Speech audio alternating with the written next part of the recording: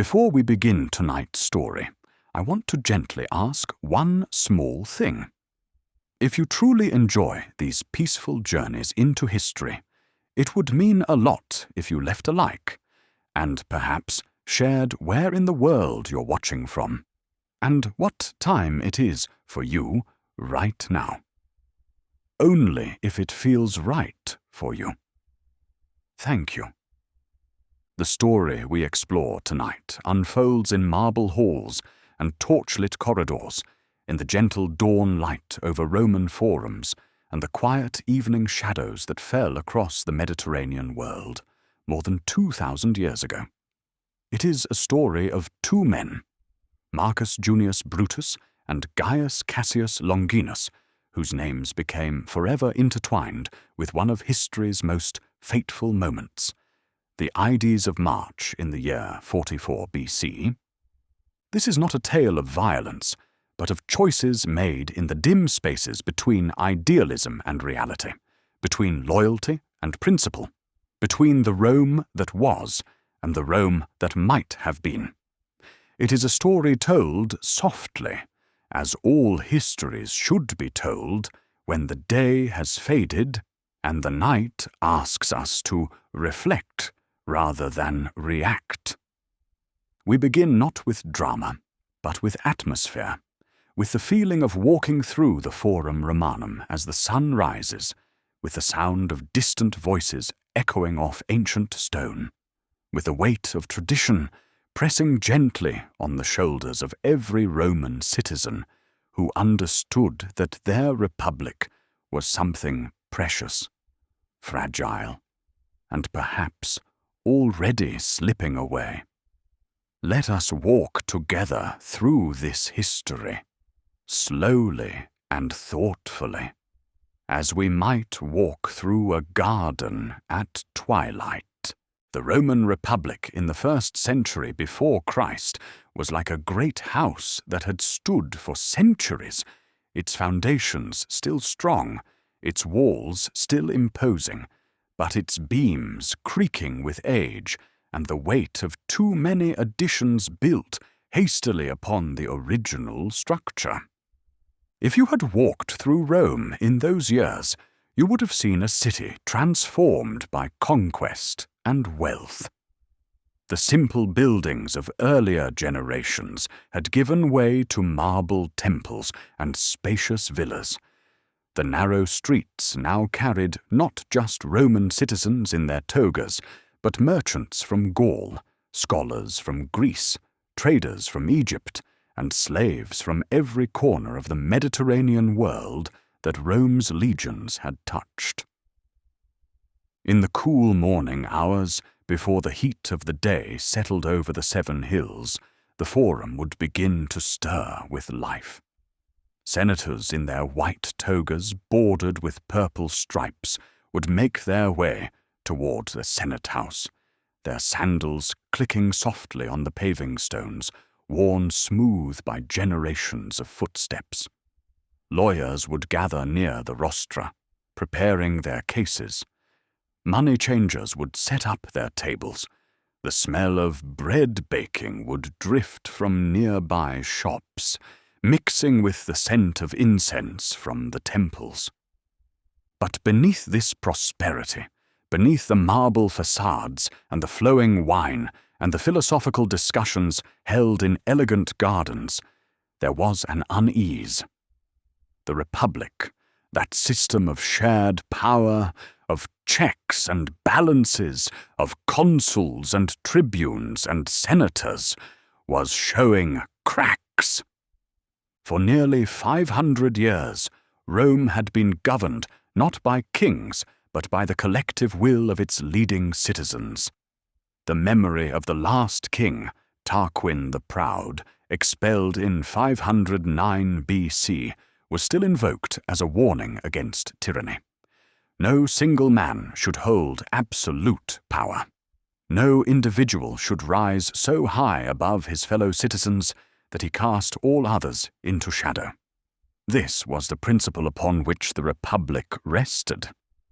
Yet the Republic had been designed for a small city-state, not for an empire that now stretched from Spain to Syria, from the Rhine to the Nile. The old systems struggled to govern these vast territories. The traditional path to power, holding the various magistracies in proper sequence, serving as consul for a single year, then retiring to advise the Senate, this orderly progression was breaking down. Military commanders now spent years abroad with their legions, becoming more loyal to their generals than to the distant Senate. These generals returned not as servants of the Republic, but as powerful individuals with armies at their backs and wealth beyond counting. Pompey the Great had reorganized the East. Julius Caesar had conquered Gaul. Marcus Crassus had led an army against Parthia. Each of these men commanded the devotion of thousands of battle-hardened soldiers who looked to their general for land and reward. The Senate, that august body that had once guided Rome's destiny with relative unity, was now fractured into factions. There were the Optimates, the traditionalists who believed in the authority of the Senate and the old ways of governing.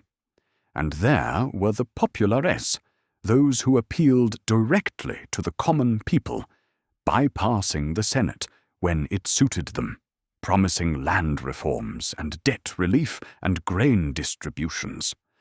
Into this divided world, personal ambition could flourish like a vine finding cracks in a wall. The competition for glory, for military commands, for political office, for the simple recognition of one's dignitas, one's worth and standing, this competition had become fiercer and less bound by the old unwritten rules that had once governed Roman political life. There had been civil wars already.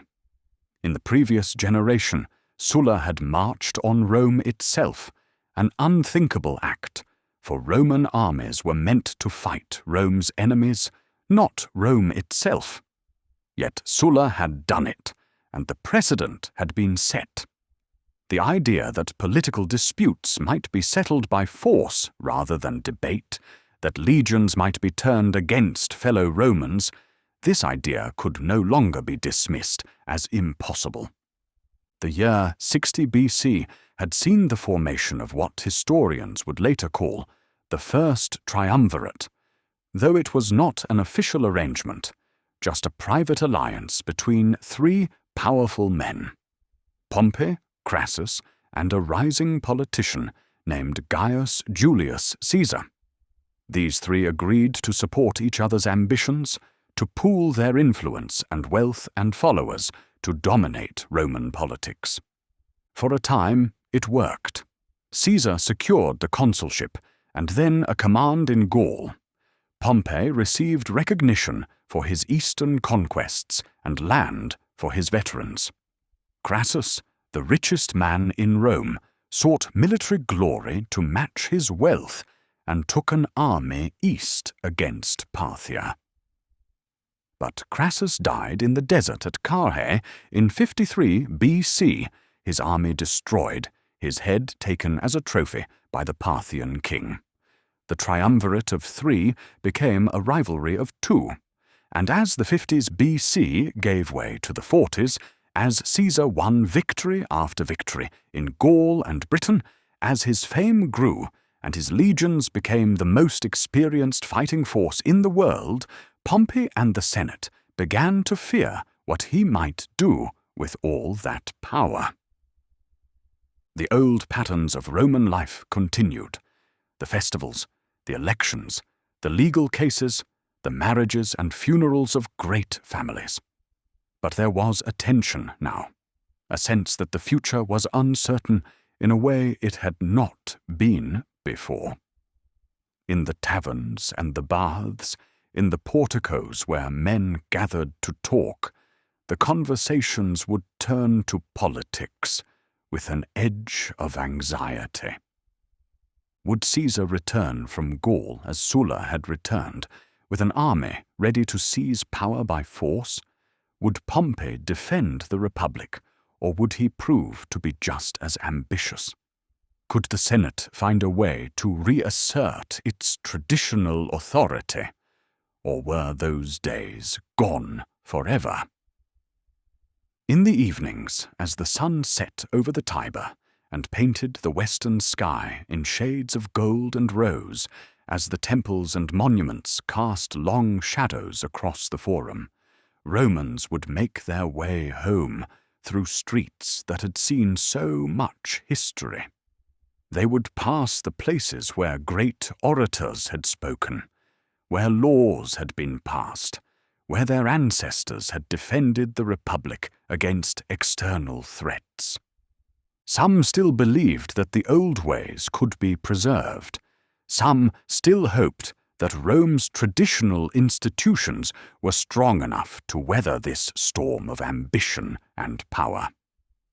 These were the people who remembered the stories of Cincinnatus, the farmer who had been called from his plough to serve as dictator, who had saved Rome from invasion, and then, his task complete, had returned to his farm, refusing all further power.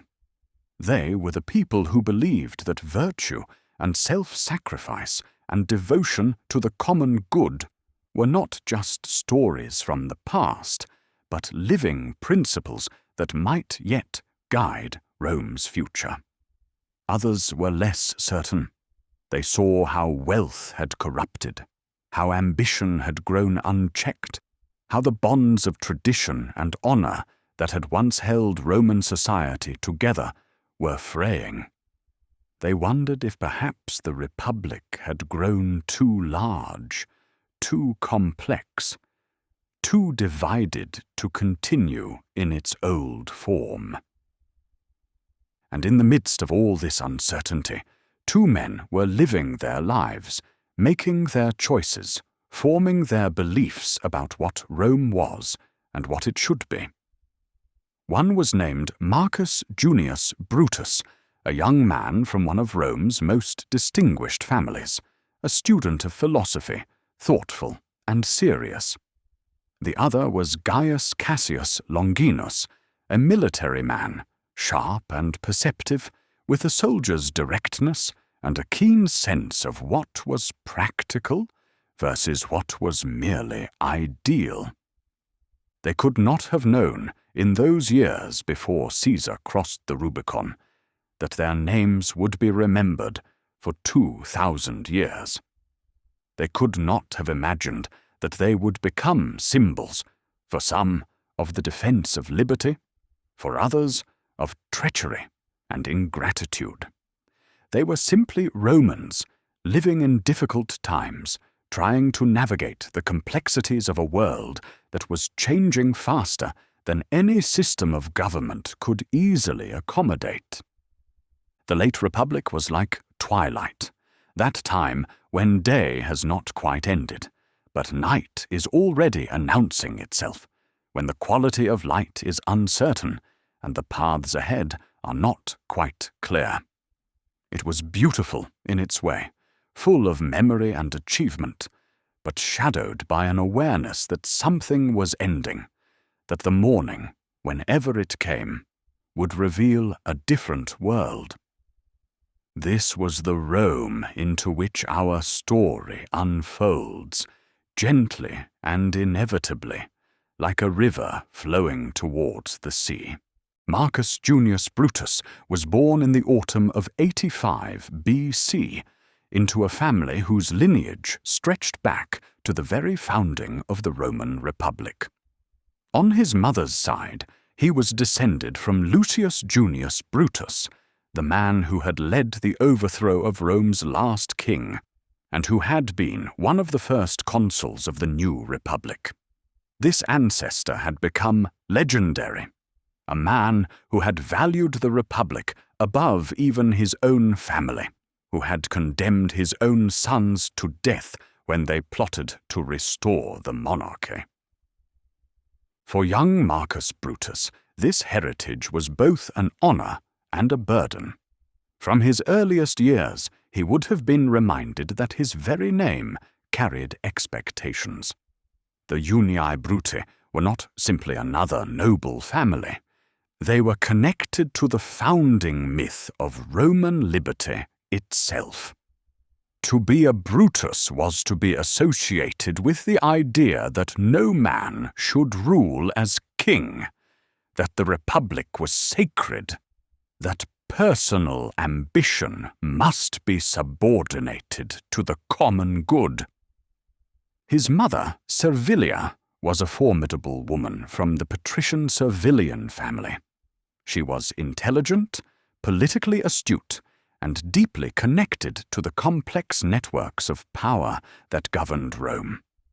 In the Rome of Brutus's youth, elite women could not hold office or vote, but they could influence events through their relationships, their advice, their management of household and family interests. Servilia was such a woman, respected, sometimes feared, always watched. Brutus's biological father, also named Marcus Junius Brutus, had supported the losing side in one of Rome's civil wars and had been killed by Pompey in 77 BC, when young Brutus was only about 8 years old. This loss marked the boy deeply. To grow up without a father in Roman society meant relying more heavily on the extended family network, on maternal uncles and family friends, and the various men who might take an interest in a promising young nobleman's education. After his father's death, Brutus was raised primarily by his mother and influenced by her connections.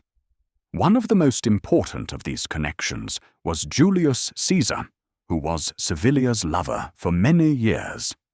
This relationship meant that Brutus grew up in Caesar's orbit, seeing him at family gatherings, hearing him discussed with a mixture of admiration and concern, observing the kind of man who combined charm and ruthlessness in equal measure.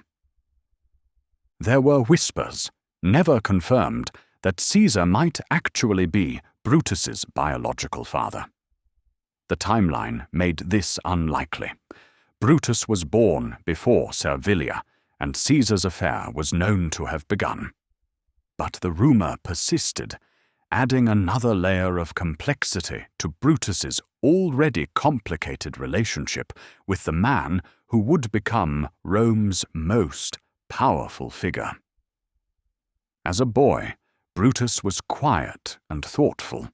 Where other young Romans might spend their time in physical training or rowdy play, Brutus seemed drawn to books and learning.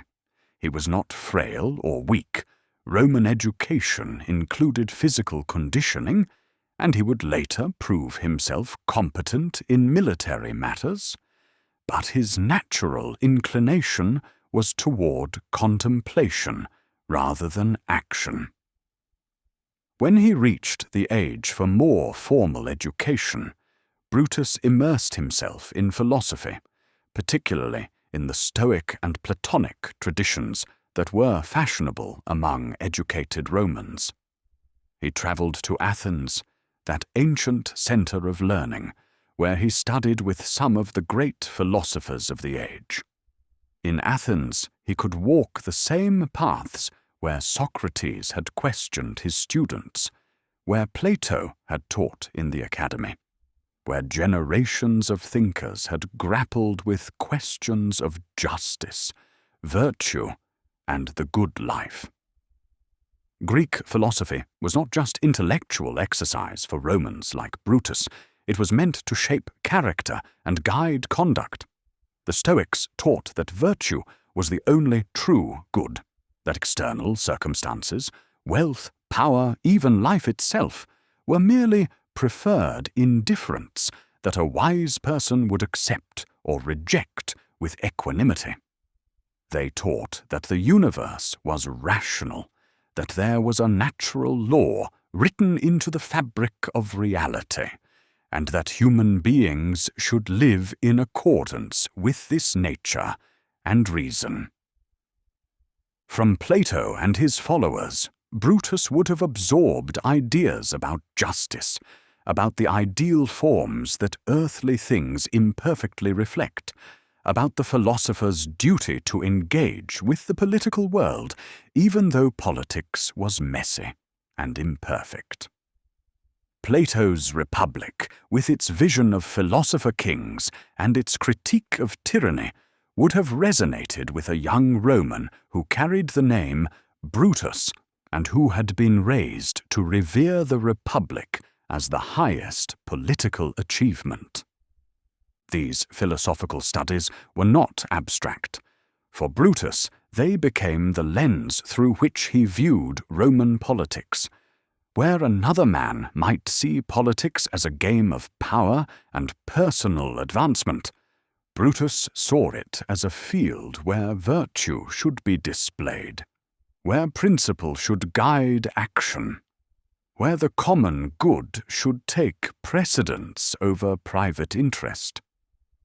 He was known for his seriousness, his integrity, his unwillingness to engage in the casual corruption that was common in Roman public life. He lent money, as many wealthy Romans did, but he kept careful accounts and expected repayment, a practice that would later earn him criticism when he charged high interest rates to some borrowers. He held magistracies and performed his duties conscientiously. He wrote philosophical treatises on virtue and duty. In his personal life, Brutus was devoted to his mother, respectful to his elders, loyal to his friends. He married Claudia, daughter of the powerful Appius Claudius Pulcher, in what appears to have been a politically advantageous match arranged by their families. Later, after divorcing Claudia, he would marry his cousin Portia, daughter of Cato the Younger. That stern defender of republican principles who would become famous for his unbending opposition to Caesar. Through his marriage to Portia, Brutus connected himself to Cato's legacy. Cato had been the moral voice of the Senate, the man who opposed any compromise with what he saw as tyrannical ambition. When Cato realized that Caesar's victory in the civil war was inevitable, he chose to end his own life rather than live under Caesar's rule, an act that shocked and impressed many Romans, an act that showed how seriously a principled man might take questions of liberty and submission. Brutus admired Cato intensely. He wrote a eulogy praising his father-in-law's virtue and his defense of the Republic. In Cato, Brutus saw the ideal of the principled Roman, someone who would not bend, who would not compromise on fundamental matters, who valued the Republic above life itself. Yet Brutus himself was not quite so unbending. He was thoughtful rather than fierce, philosophical rather than dogmatic. He could see multiple sides of an issue. He could appreciate nuance. He could maintain friendships with people whose politics differed from his own.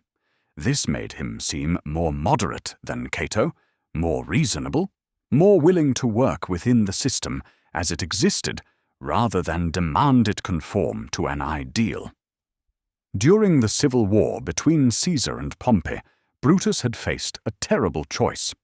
On one side was Caesar, his mother's lover, a man who had shown him kindness and favor, a man of brilliance and charm who promised to reform Rome's problems.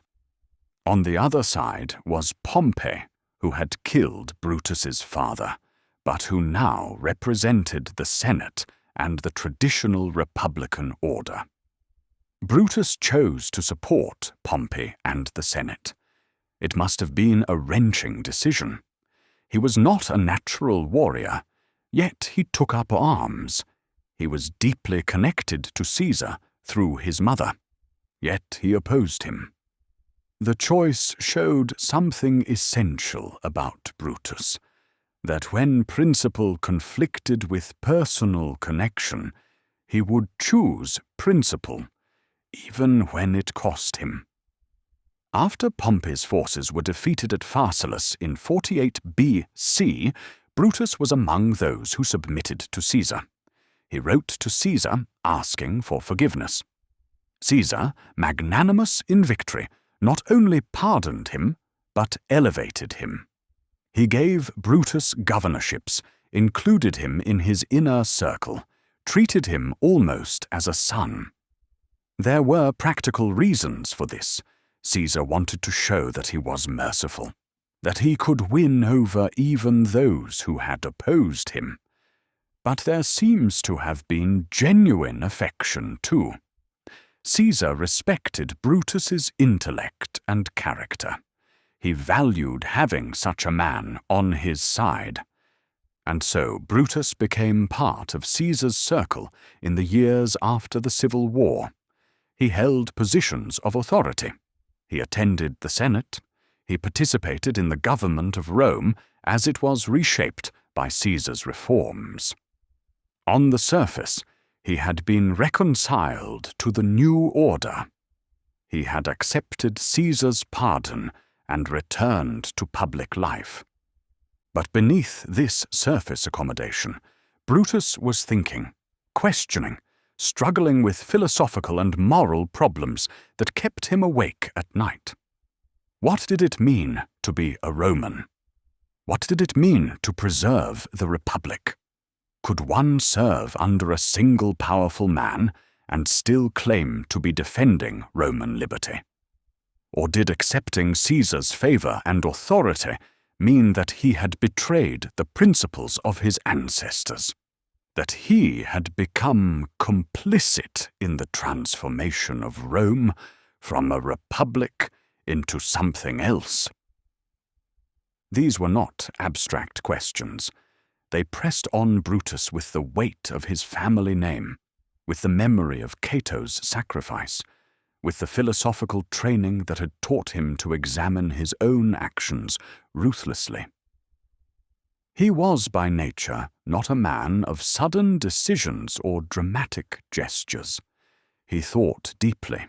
He weighed alternatives. He sought the counsel of philosophy and history.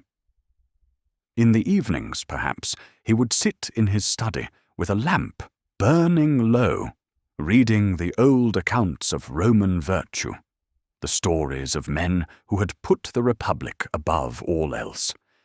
He would read Greek philosophy about justice and tyranny. He would think about his ancestor, Lucius Junius Brutus, and that terrible choice to condemn his own sons for the sake of liberty. And he would wonder what his own choice should be in these new and complicated times. The young man who had studied philosophy in Athens was now a mature Roman senator, respected for his learning and his character, but increasingly troubled by the direction in which Rome was moving under Caesar's guidance. He was not alone in these concerns. There were others who shared them, others who met in quiet corners and spoke in low voices about what Caesar's power meant for the Republic they had sworn to defend. One of those others was a man named Gaius Cassius Longinus, a military officer with a sharper edge than Brutus, less inclined to philosophical reflection and more focused on practical realities. Together, these two men, the philosopher and the soldier, would make a choice that would echo through the ages. But before we come to that choice, let us turn our attention to Cassius himself, to understand who he was and how he came to stand beside Brutus in the shadows of history. Gaius Cassius Longinus was born around 86 BC, making him close in age to Brutus, but very different in temperament. Where Brutus was thoughtful and inclined to philosophy, Cassius was sharp, pragmatic, and focused on the tangible realities of power and military might. He came from the plebeian Cassian family, distinguished but not as ancient as the Junii. The Cassi had produced consuls and generals. They were established in the Roman nobility, but they carried none of the mythological weight that came with being descended from the founder of the Republic. Cassius was a military man by training and inclination. He had chosen the path of the soldier, the officer who led Roman legions in the field and who understood warfare not as an abstract concept, but as the management of men, supplies, terrain, and tactical advantages. This was a practical education, learned not from books, but from campaigns, from watching how battles developed, from understanding how to maintain discipline in the ranks and exploit weaknesses in the enemy. His early career took him to the east, to that vast region beyond the Aegean, where Rome's power met the ancient civilizations of Persia, Syria, and Egypt. It was in the east that a Roman officer could prove himself, win glory, and perhaps gain the wealth that came from successful military campaigns. It was also in the east that one learned the limits of Roman power, for this was where the legions had suffered their greatest recent disaster. In 53 BC, Cassius served as a quaestor, a junior financial officer, under Marcus Crassus in the disastrous Parthian campaign. Crassus, the richest man in Rome, had sought military glory to match his wealth and the achievements of his former partners, Pompey and Caesar. He led 7 legions across the Euphrates into the desert wastes of Mesopotamia, seeking to conquer the Parthian Empire. It was a catastrophe. The Parthians were masters of mounted archery, able to rain arrows on the Romans from a distance, then withdraw before the legions could close for hand-to-hand combat. At Carrhae, in the burning heat of the Syrian desert, the Parthians surrounded Crassus's army and methodically destroyed it. Thousands of Romans died. Thousands more were captured. Crassus himself was killed, and according to some accounts, the Parthians poured molten gold into his mouth as a symbol of his greed. Cassius survived this disaster. More than that, he managed to rally what remained of the Roman forces and conduct an orderly withdrawal back to Roman territory. He showed coolness under pressure, competence in crisis, the ability to lead when all seemed lost.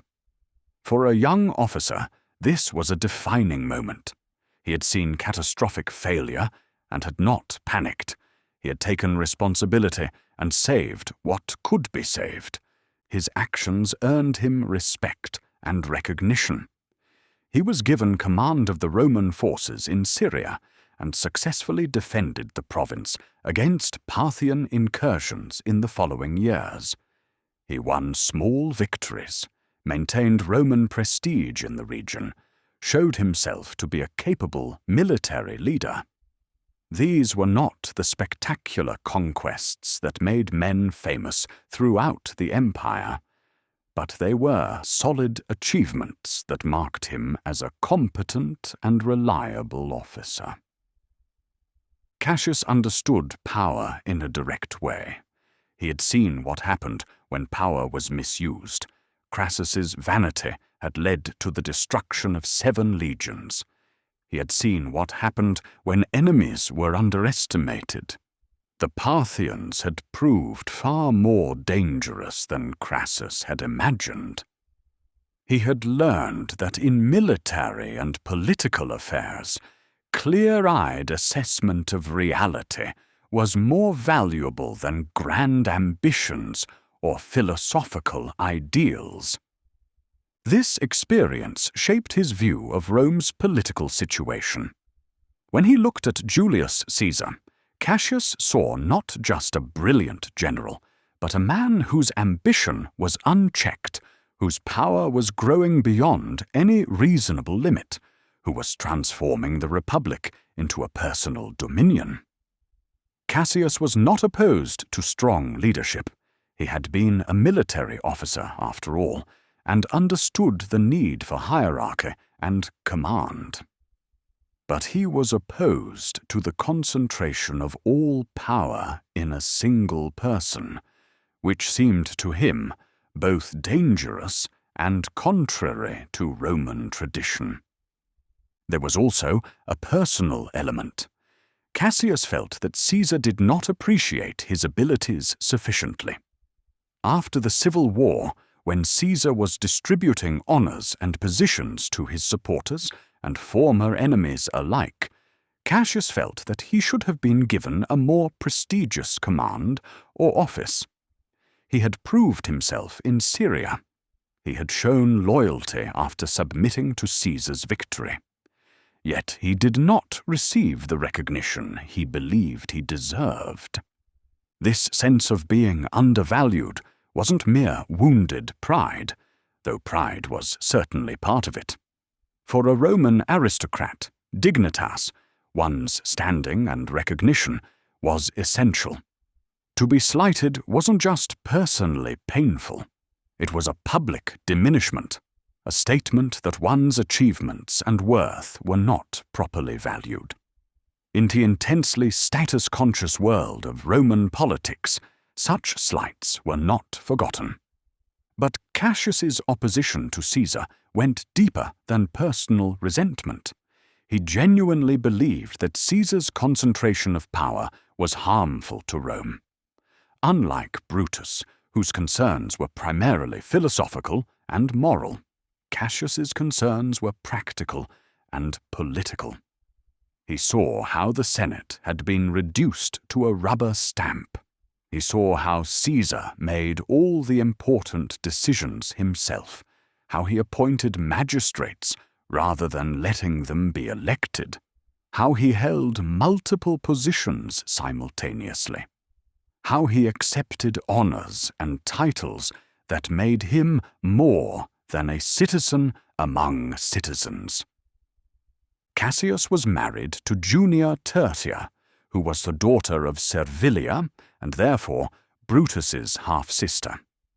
This family connection meant that Cassius and Brutus were brought together regularly, that they shared family meals and attended the same social events, that they had opportunities to talk privately about their concerns. The connection also meant that both men were in Caesar's social orbit through Servilia, which gave them access to information about Caesar's plans and thinking.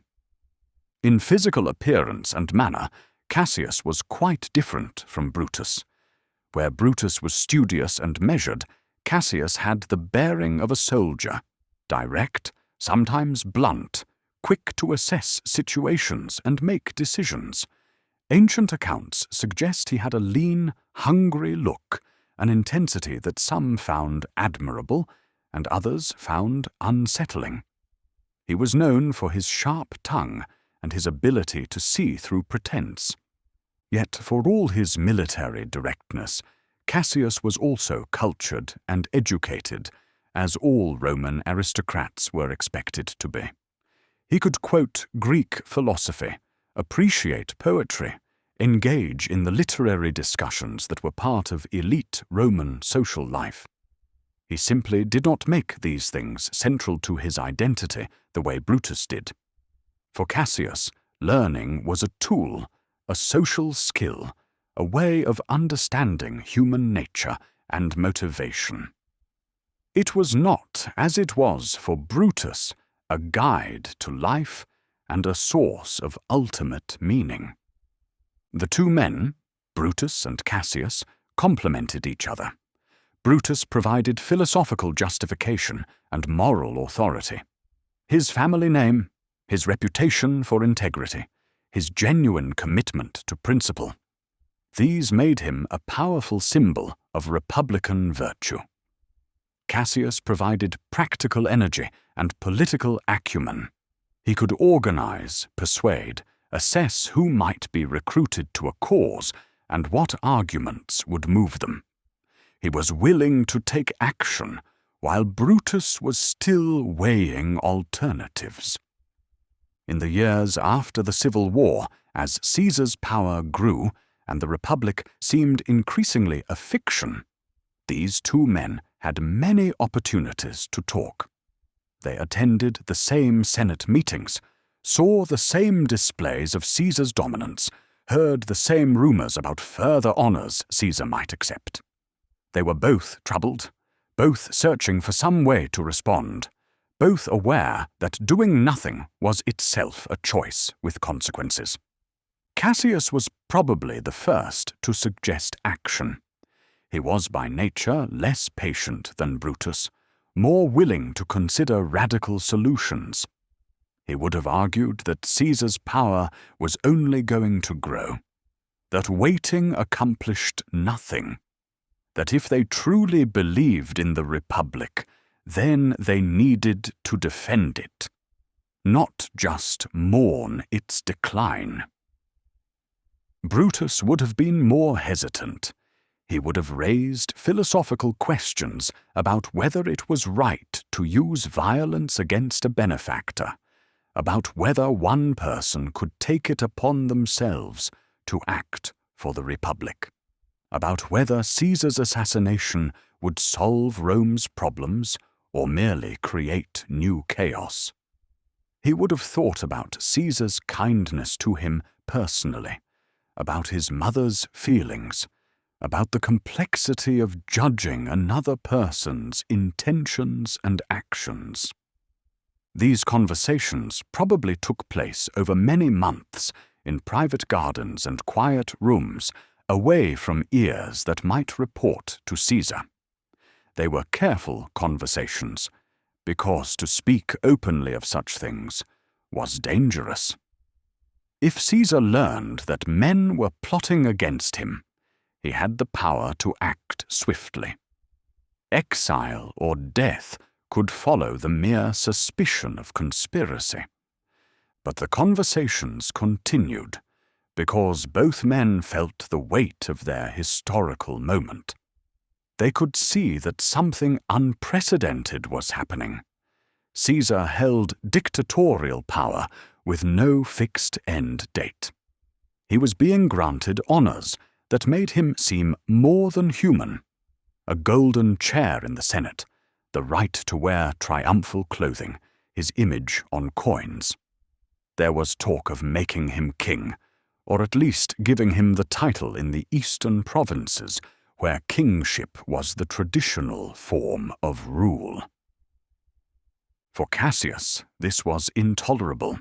The Republic was not just a system of government. It was Rome's identity, its proudest achievement. To allow it to be transformed into a monarchy or personal rule would be to betray everything that Rome stood for. Better to act, to take the risk, to defend the Republic even if the attempt failed, than to stand aside and let history record that no one had even tried. He was not motivated by pure altruism, of course. Few people are. Cassius wanted recognition, wanted power, wanted to be remembered as a great man. But he also genuinely believed in what he was advocating. He believed that Caesar's rule was harmful, that the Republic could be restored, that dramatic action was both necessary and justified. The soldier in Cassius understood what the philosopher Brutus sometimes seemed to miss, that good intentions and noble principles were not enough. At some point, one had to act, to commit, to take the risks that came with trying to change the course of events. Cassius had acted at Carrhae when the Roman army was destroyed. He had rallied the survivors and fought his way back to safety. He knew that in moments of crisis, hesitation could be fatal.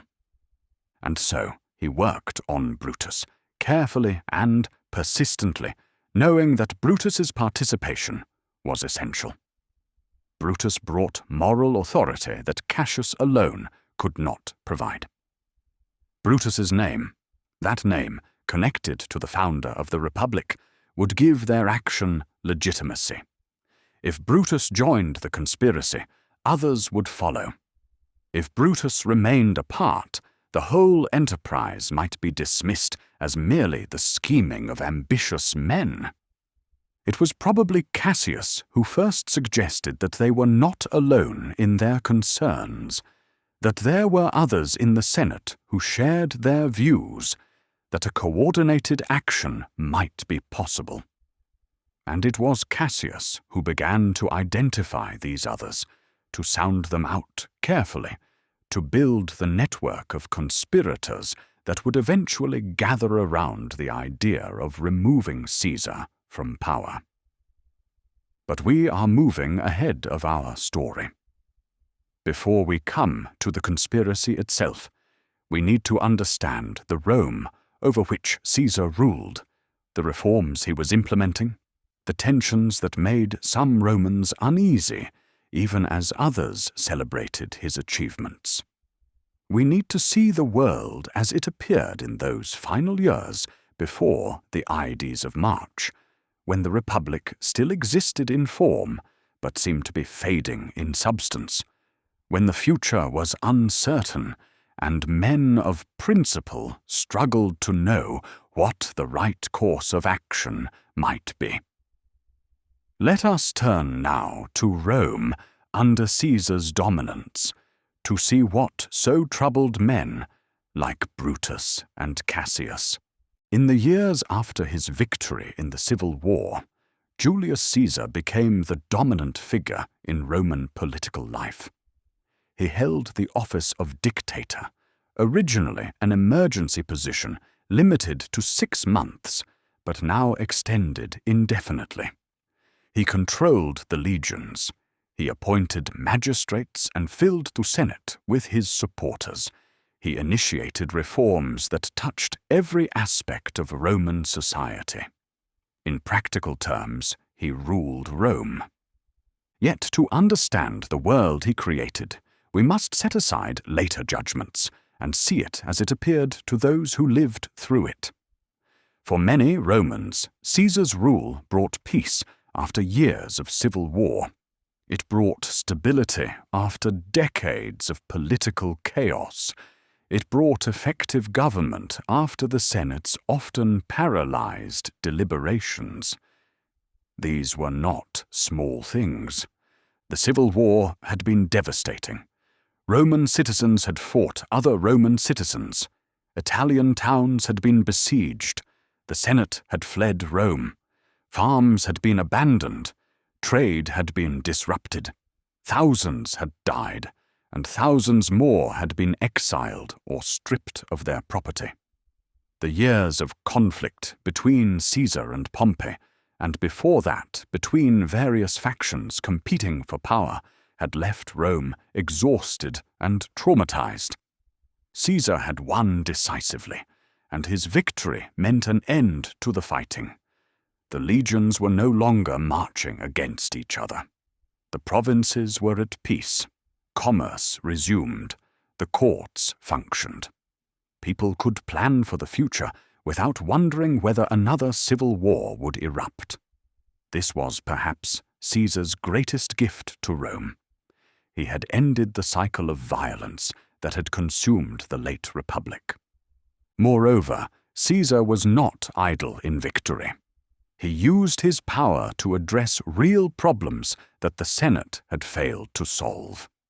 The calendar, for instance, had become badly out of sync with the seasons due to the pontiff's mismanagement of intercalary months. Caesar brought in scholars, including the mathematician Sosigenes, and reformed the calendar into what would become known as the Julian calendar, a rational system with a leap year that kept pace with the solar year. This was a practical reform that would last for centuries. He initiated public works projects that provided employment and beautified Rome. New forums were planned. The great Basilica Julia was under construction. Temples were rebuilt. The Circus Maximus was expanded.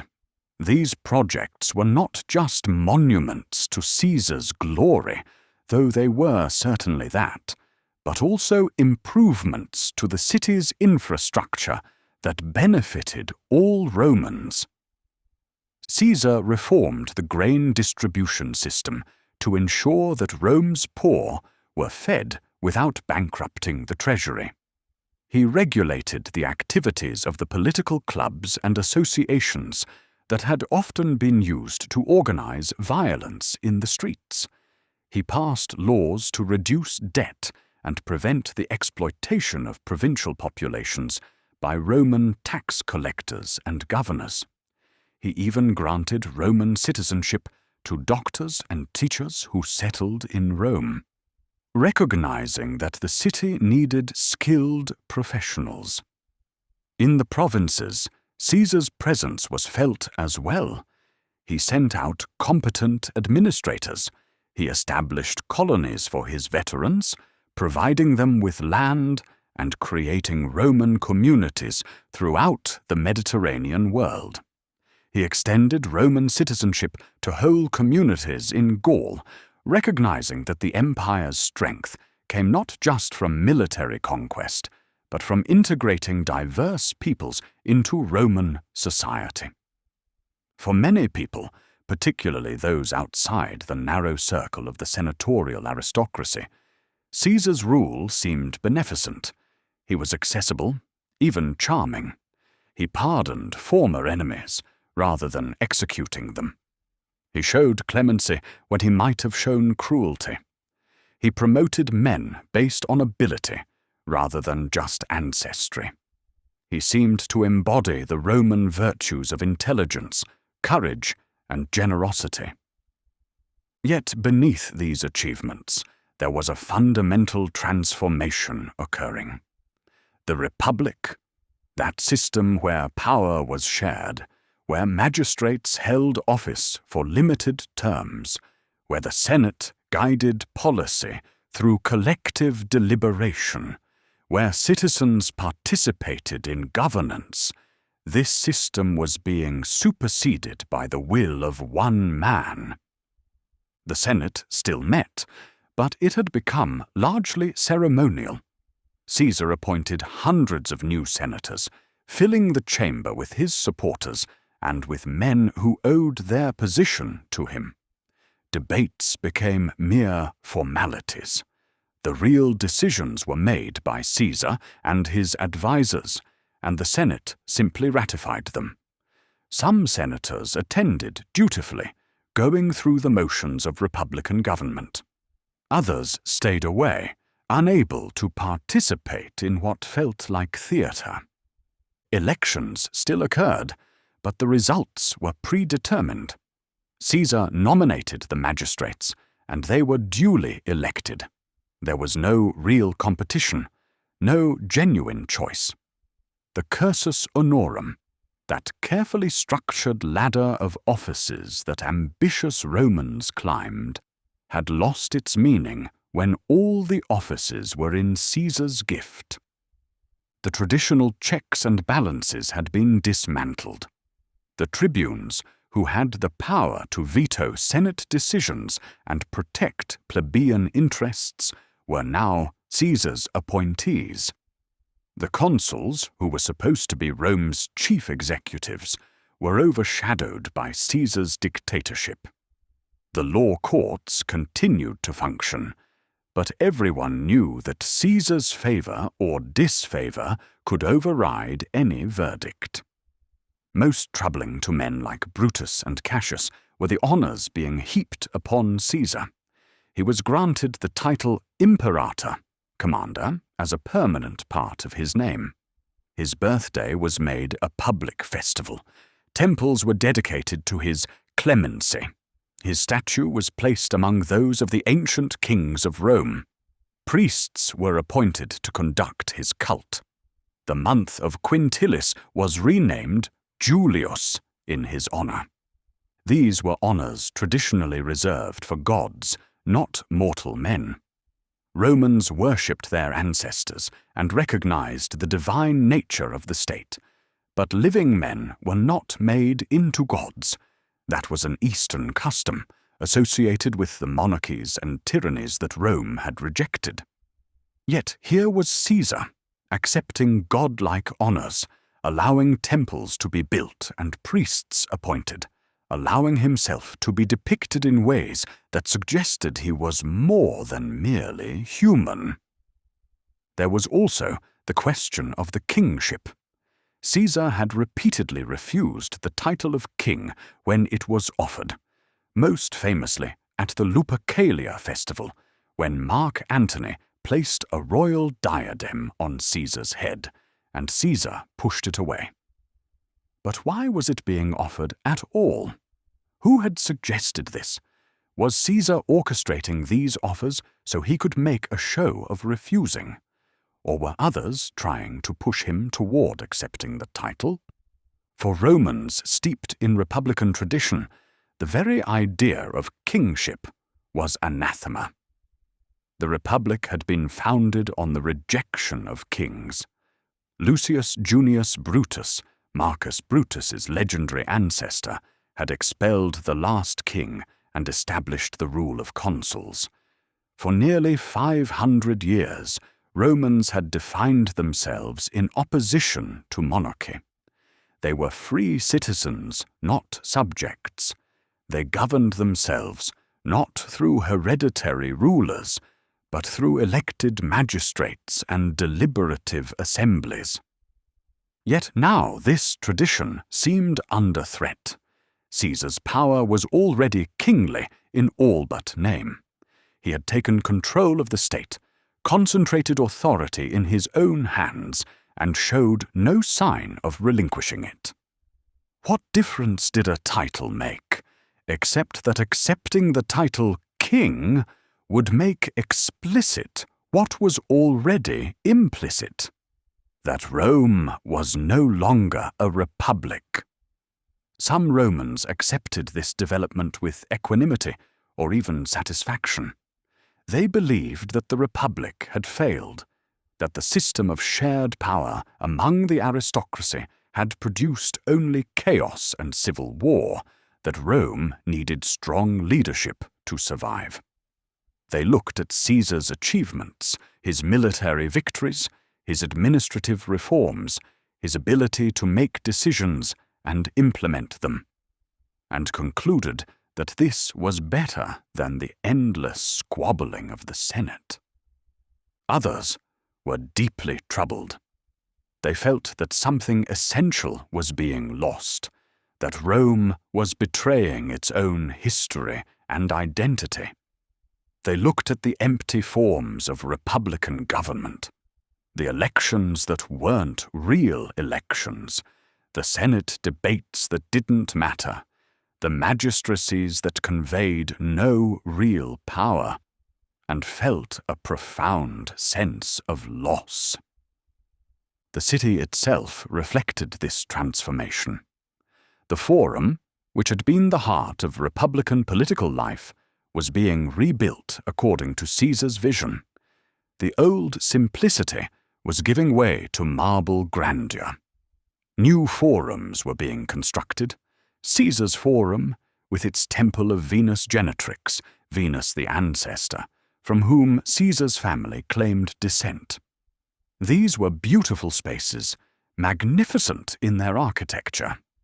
But they were not the organic public squares where generations of Romans had debated and decided their collective fate.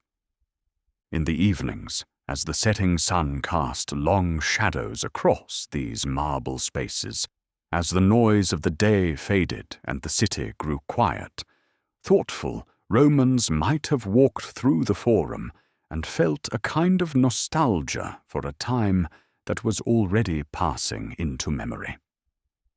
They might have remembered, or been told by their elders, about a time when elections were fiercely contested, when Senate debates could change policy, when the collective wisdom of the aristocracy guided Rome's destiny.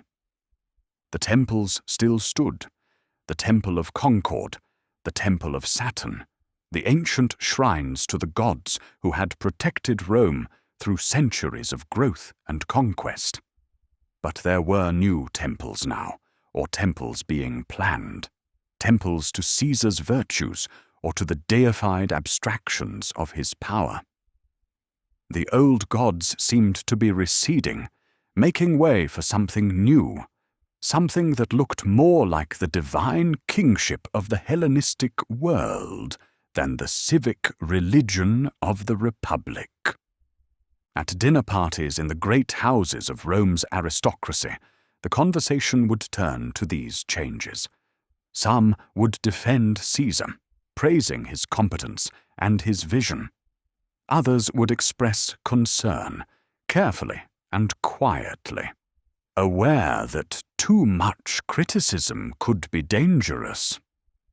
They would speak of the old days, of how things used to be done, of the principles that had made Rome great. They would quote Cato's speeches or remember Cicero's defenses of republican government. But even as they talked, they knew that talk alone changed nothing. The Republic wasn't going to revive itself through nostalgia or philosophical arguments. Caesar wasn't going to voluntarily give up power. The legions were loyal to him.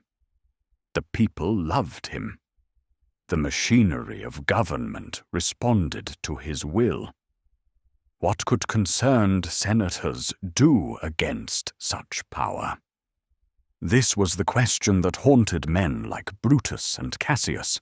They could see what was happening. They could name it, analyze it, mourn it. But could they change it? Should they even try? What would be the consequence of action? And what would be the consequence of inaction?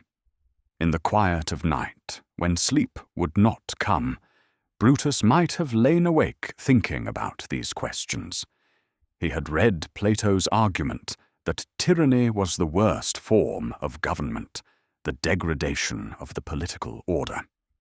He had studied Stoic philosophy, which taught that virtue sometimes required difficult choices, that the wise person must act in accordance with reason and nature, even when the cost was high. He had inherited a name that connected him to the very founding of Roman liberty. But he had also accepted Caesar's pardon. He had taken office under Caesar's regime. He had benefited from Caesar's favor.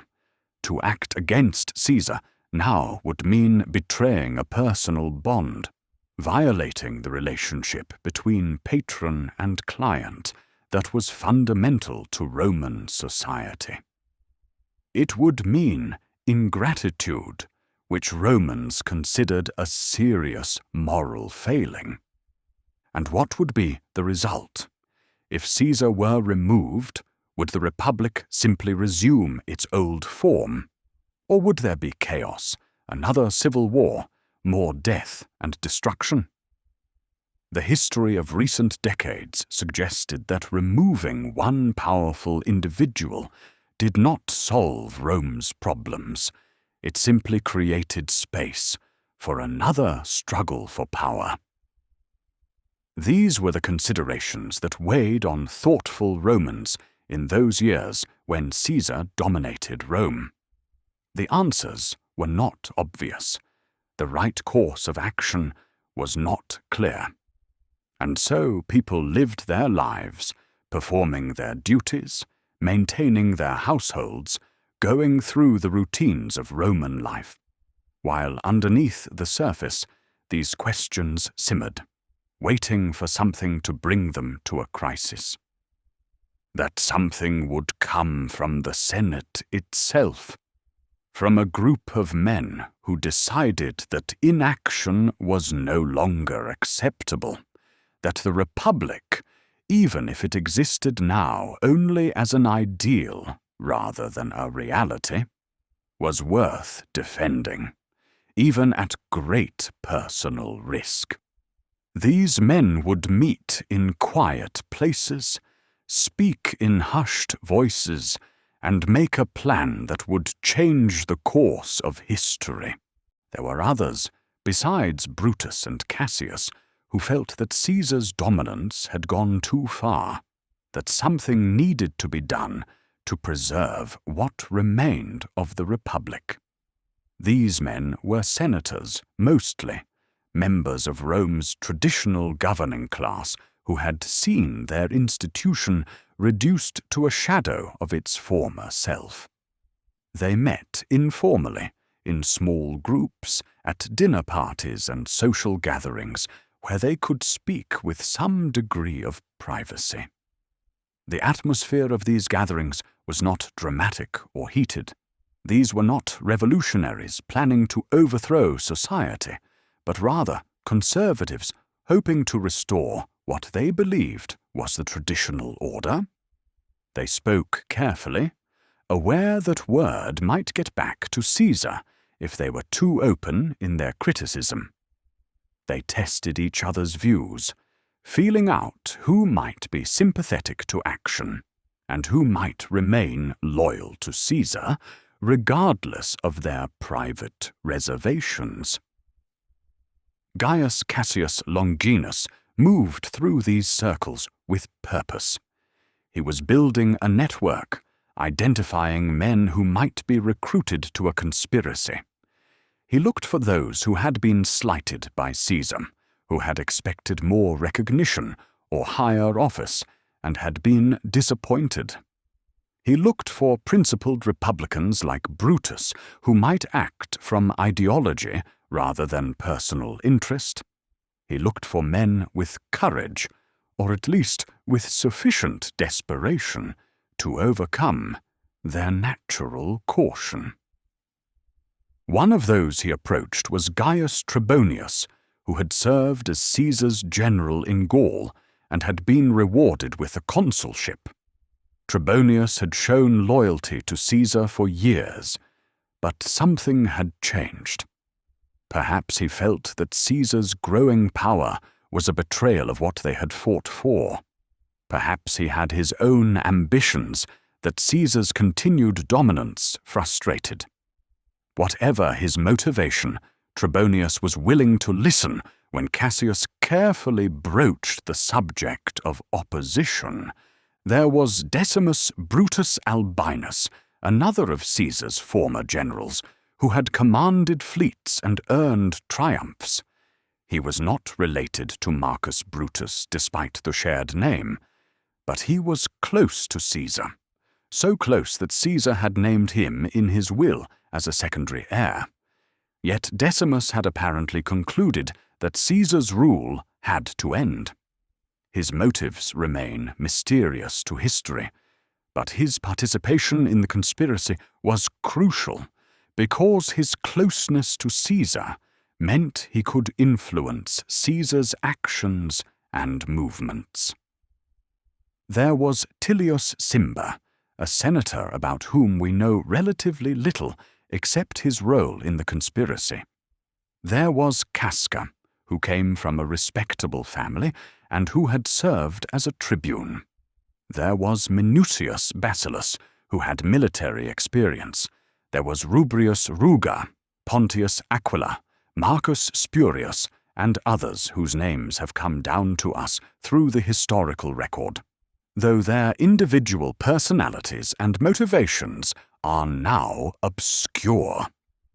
In all, somewhere between 60 and 80 senators eventually joined the conspiracy, a significant number, though still a minority of the Senate as a whole. The large number was both a strength and a weakness. It meant that the conspirators had broad support within the senatorial class, that this was not just the scheme of a few malcontents, but it also meant keeping a secret among many people, which is always difficult. The conspiracy had no formal organization, no written oaths or membership lists. Such things would have been evidence if discovered. Instead, there was a loose network bound by shared understanding and mutual trust. Men would meet at a dinner party and exchange significant looks.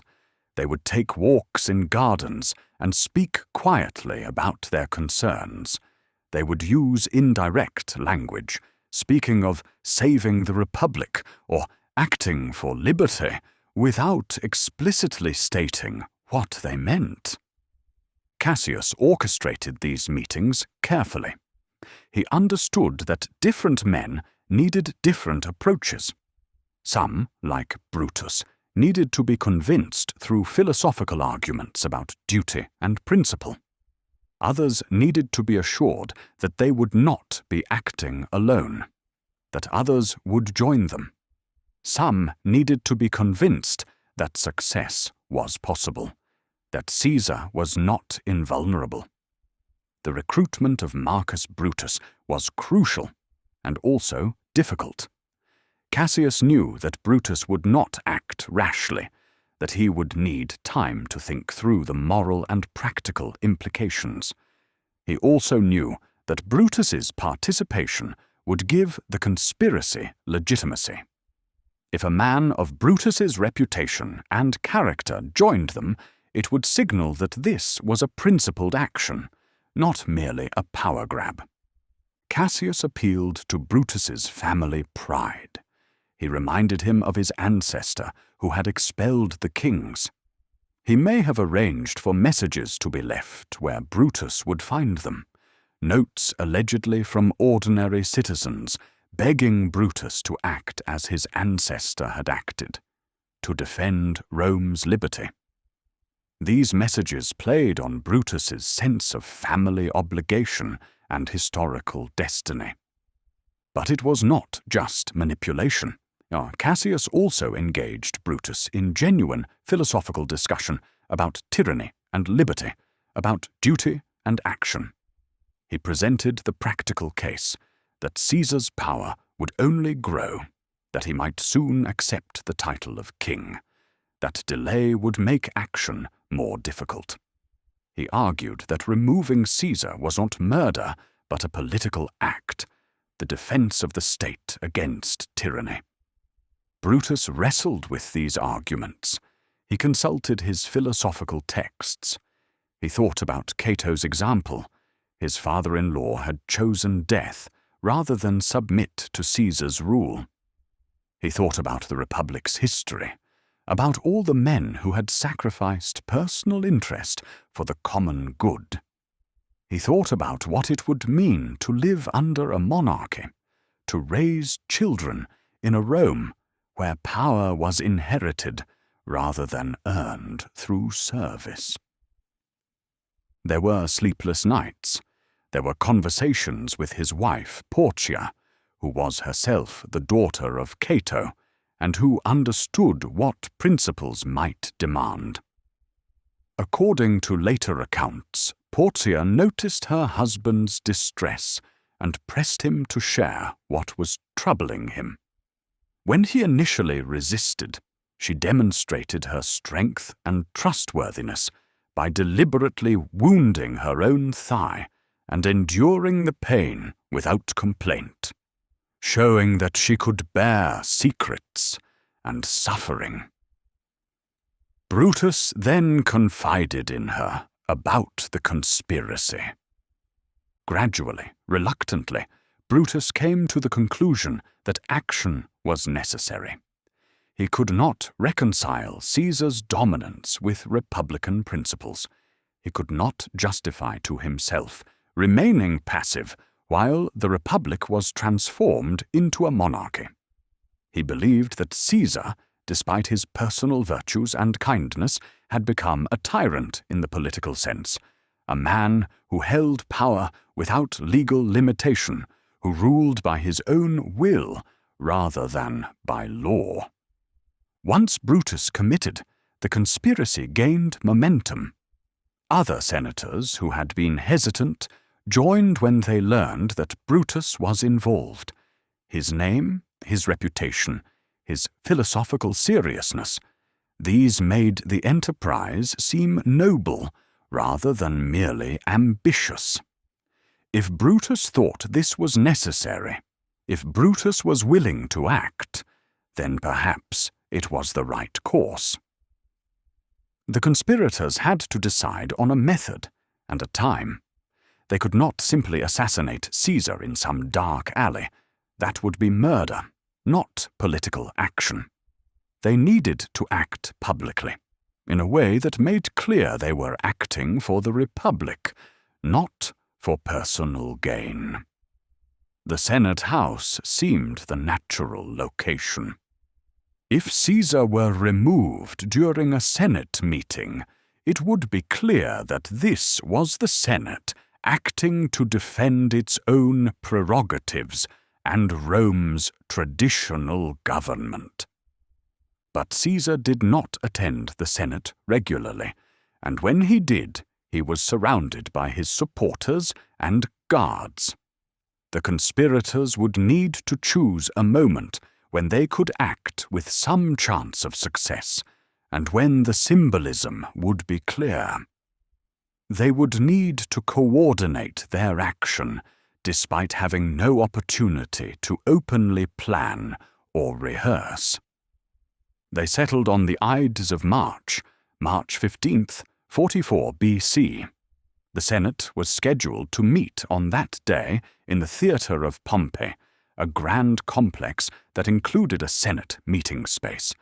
Caesar was expected to attend before departing for a military campaign in Parthia.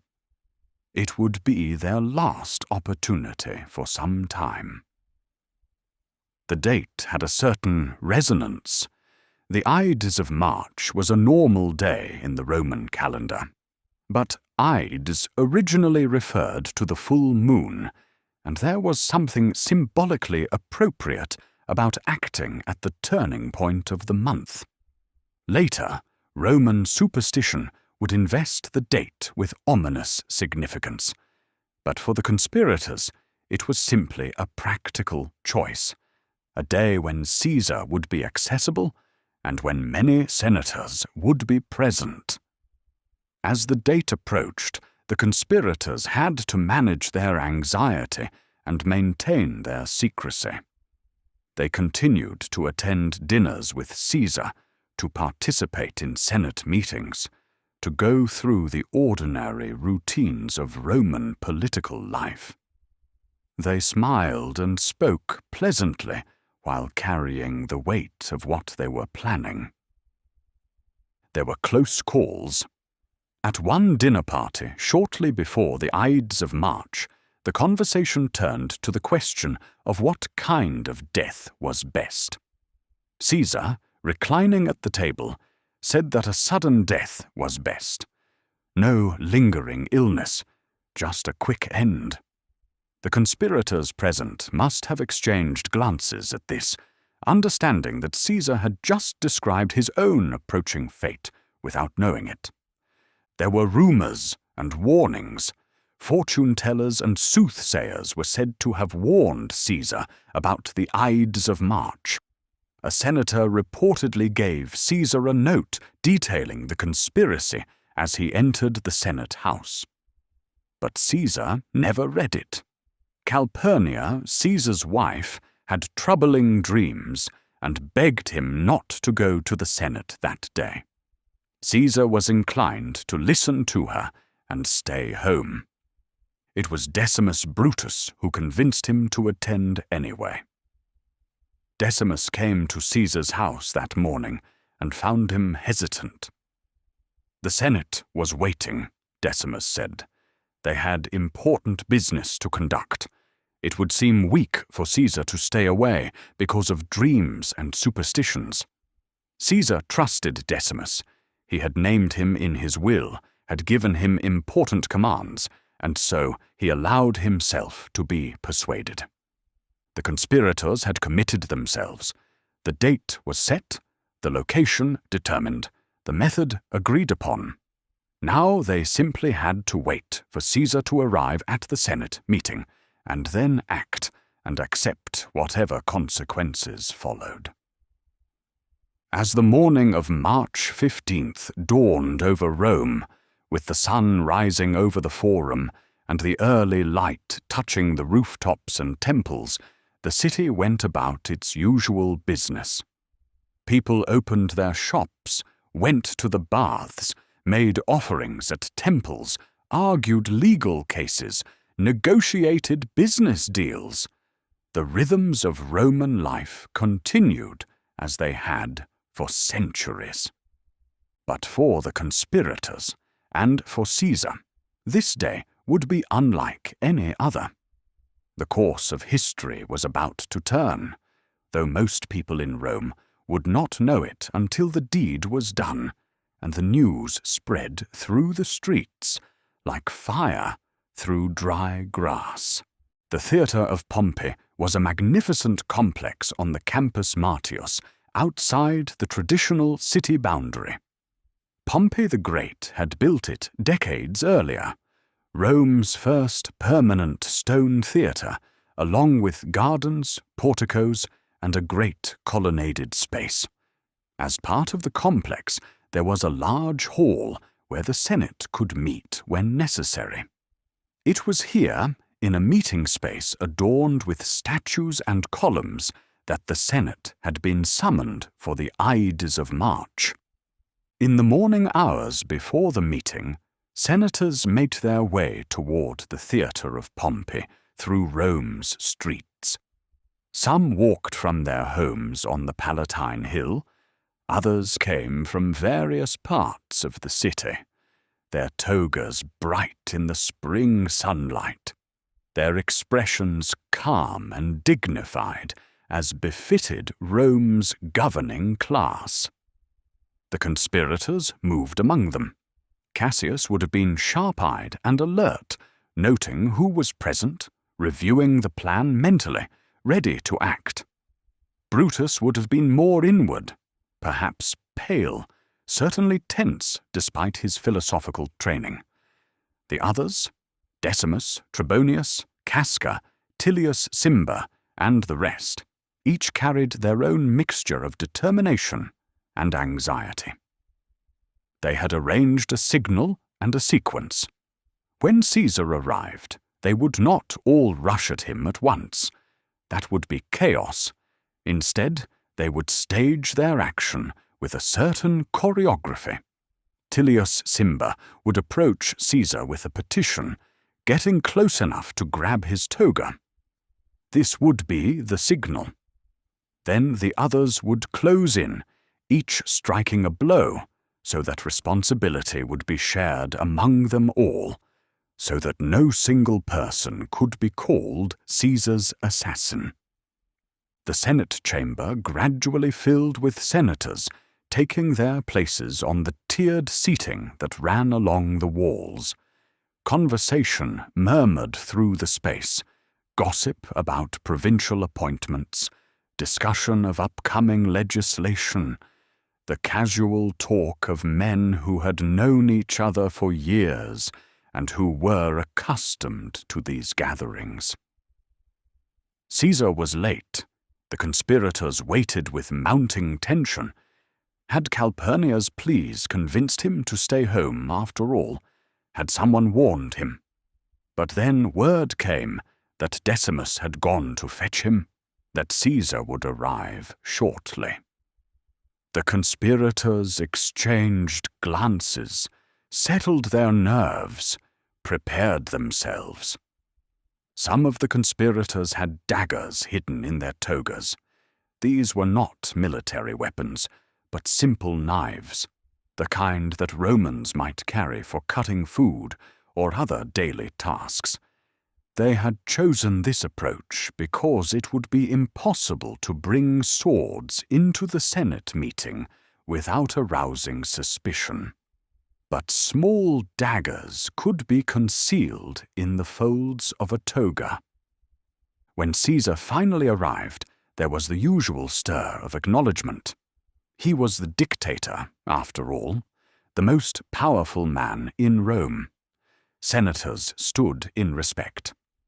Caesar made his way to his special golden chair, set higher than the others in a mark of his supremacy. He greeted various senators pleasantly, exchanged a few words, settled into his seat. The meeting began with routine business. Proposals were read, votes taken, the ordinary machinery of government proceeding. The conspirators forced themselves to wait, to let things appear normal. Too much haste might alert Caesar or his supporters. Mark Antony, Caesar's most loyal supporter and fellow consul, was among those present. The conspirators had anticipated this problem. Trebonius had been assigned to distract Antony, to engage him in conversation and draw him out of the chamber when the moment came. It was crucial that Antony not be present to defend Caesar. He was physically strong, military trained, and absolutely loyal. The conspirators could not afford to have him interfere. As the morning wore on, Trebonius engaged Antony in conversation and gradually maneuvered him toward the door, discussing some matter of state that required private consultation. They stepped outside together, leaving Caesar with the conspirators who had carefully positioned themselves around him. Now Tullius Cimber made his move. He approached Caesar with a petition, supposedly on behalf of his brother who had been exiled. Caesar listened, but then gestured dismissively, not wanting to deal with such matters in the Senate meeting. Cimber persisted, coming closer, becoming more insistent. Other conspirators moved in, ostensibly to support Cimber's petition, but actually closing the circle around Caesar. Caesar became irritated at this breach of protocol. Cimber was too close, too insistent. Then Cimber grabbed Caesar's toga at the shoulder, pulling it down, the agreed-upon signal. The first blow came from Casca, who was positioned behind Caesar. He struck at Caesar's neck or shoulder. Accounts vary, but the blow was not well aimed or effective. Caesar was strong and quick despite being in his mid-50s. He grabbed Casca's arm and pushed him back, crying out in surprise and anger.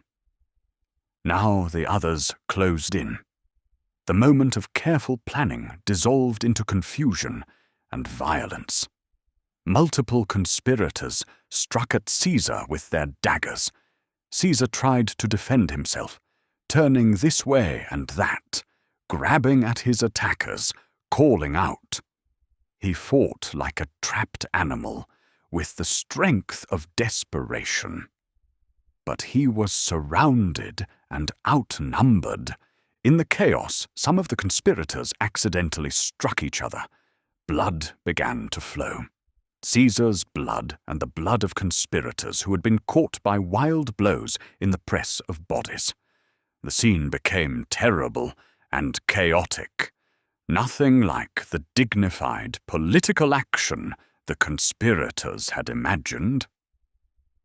Caesar, mortally wounded now, his toga soaked with blood, saw Marcus Brutus among his attackers.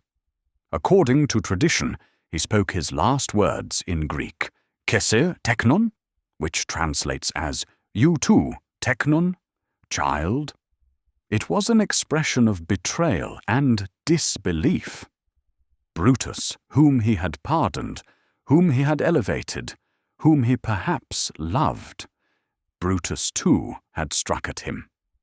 Some accounts say that at this point Caesar ceased resisting. He pulled his toga over his head, either to die with dignity or because he could not bear to see Brutus among those killing him. He collapsed at the base of Pompey's statue, which stood in the Senate chamber. The symbolism was striking.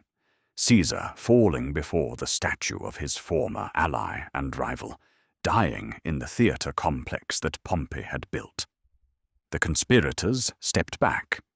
It was over. Caesar lay dead on the Senate floor, his blood pooling on the marble.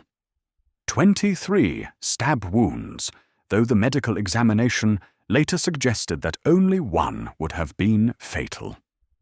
The others had struck as planned, so that all would share the responsibility, so that this would be understood as a collective action of the Senate, not an individual murder. The other senators, those not part of the conspiracy, had reacted with shock and horror. Some had fled the chamber as soon as violence erupted. Others had pressed back against the walls, trying to distance themselves from what was happening. The Senate House had descended into chaos. Shouts, confusion, the terrible sight of Rome's most powerful man lying dead, killed by his fellow senators. The conspirators stood there, in the sudden silence that followed the violence, breathing heavily, looking at what they had done. Brutus tried to address the remaining senators, to explain their action, to argue that they had acted to defend the Republic. But no one was listening. Those who remained were too shocked, too frightened, too uncertain about what would happen next. It had not gone as they imagined. They had thought, or hoped, that once Caesar was removed, the Senate would rally, that Romans would celebrate the restoration of liberty, that there would be a moment of collective recognition that tyranny had been defeated. Instead, there was only blood and shock and confusion. The conspirators left the Senate chamber together, moving in a group for protection. They had their blooded daggers still in their hands, making no attempt to hide what they had done. They called out as they went, proclaiming that they had killed a tyrant, that they had saved the Republic, that they had acted for liberty. "Brutus!" some shouted, hoping that the honored name would rally support. But the streets were not filled with celebrating Romans. People fled at the sight of armed senators covered in blood. Shops closed their doors. Mothers pulled children inside. Word spread quickly. Caesar has been killed. Senators with daggers. Blood in the Senate House. Fear rippled through Rome like wind across water. The conspirators made their way to the Capitoline Hill, to the ancient temple of Jupiter, seeking the protection of sacred space. They barricaded themselves there, unsure what would happen next, whether they would be attacked by Caesar's veterans or arrested by magistrates or mobbed by the urban population that had loved Caesar. The day that had begun with spring sunshine and routine Senate business had descended into something dark and uncertain. Caesar was dead, killed in a manner that would haunt Roman memory forever. The conspirators had acted on their principles, had defended what they believed to be the Republic's liberty. But already it was becoming clear that removing Caesar had not solved Rome's problems. It had simply created new ones, perhaps even more dangerous than what had come before. Let us step back from this moment of violence and shock and consider what happened next, not dramatically, but as history unfolded, slowly and inexorably, through the hours and days that followed the Ides of March. The morning of March 15th, 44 BC, had dawned like many other mornings in Rome. The sky lightened slowly, painting the eastern horizon in shades of pale gold and rose. The city stirred gradually, shopkeepers opening their establishments, slaves fetching water from fountains, bakers tending their ovens, the first customers appearing in the forum as morning business began. In homes across the city, families were waking, performing their morning rituals, preparing for the day ahead. At Caesar's house there had been disturbance. Calpurnia, his wife, had woken from troubled dreams. She had dreamed that she held Caesar's murdered body in her arms, that the gable of their house collapsed, that omens of disaster surrounded them. She begged Caesar not to go to the Senate that day, to send word that he was ill, to postpone whatever business was planned. Caesar was inclined to listen. He was not typically superstitious, but his wife's distress was real, and he felt a certain unease himself. He sent word to the Senate that he would not attend. But then Decimus Brutus arrived, cheerful and persuasive. The Senate was waiting. There were important matters to discuss. It would look weak to stay home because of dreams. The senators would think him afraid, or they might think he was becoming overly confident in his power, assuming that state business could wait on his personal convenience. Caesar allowed himself to be convinced. He put on his toga, made his preparations, and set out for the theatre of Pompey with Decimus at his side. As they walked through the streets, ordinary Romans saw their dictator passing and made their gestures of respect. Caesar acknowledged them pleasantly. He seemed relaxed, confident, the master of his world. At some point along the way, a teacher of rhetoric named Artemidorus approached with a note. He pressed it into Caesar's hand, telling him it was urgent, that he should read it immediately. But Caesar was surrounded by well-wishers and petitioners, all wanting his attention. He took the note but did not read it, perhaps intending to look at it later. That note contained the details of the conspiracy, names of the plotters, a clear warning. But it remained unread. The Senate chamber was filling with senators when Caesar arrived. There was the usual bustle of greeting, of taking places, of preliminary conversations before official business began. The conspirators were already present, positioned strategically, watching, waiting. Their hearts must have been pounding despite their outward calm. This was the moment toward which weeks of careful planning had led. Trebonius engaged Mark Antony, drawing him away from Caesar's side. The trap was being set. Caesar took his place on the golden chair that had been prepared for him, elevated above the other senators, a symbol of his preeminence that was also a reminder of what the conspirators found objectionable. Around him, senators settled into place, some aware of what was about to happen, others oblivious. The meeting began formally. There were routine matters to address, prayers to be said, business to conduct. The conspirators let time pass, creating an appearance of normalcy. They needed the right moment, when enough senators were present to witness, but when Antony was safely distracted, when Caesar was seated and surrounded. Tilius Cimber made his approach with the petition about his exiled brother. Caesar's reaction was dismissive. He had already ruled on this matter and saw no reason to revisit it.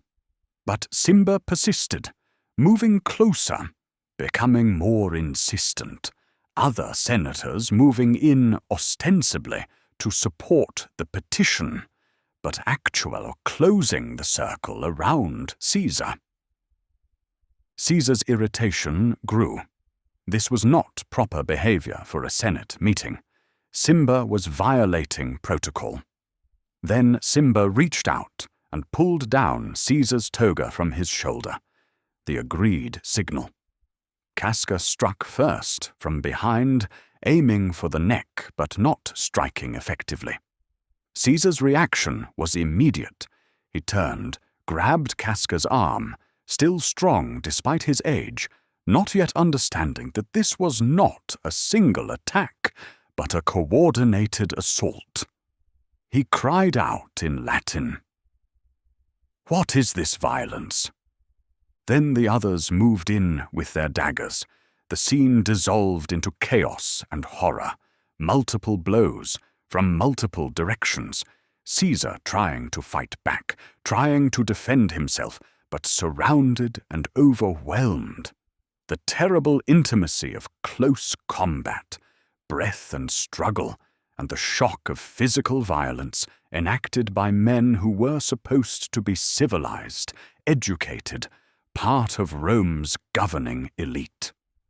We need not dwell on the specific moments of violence.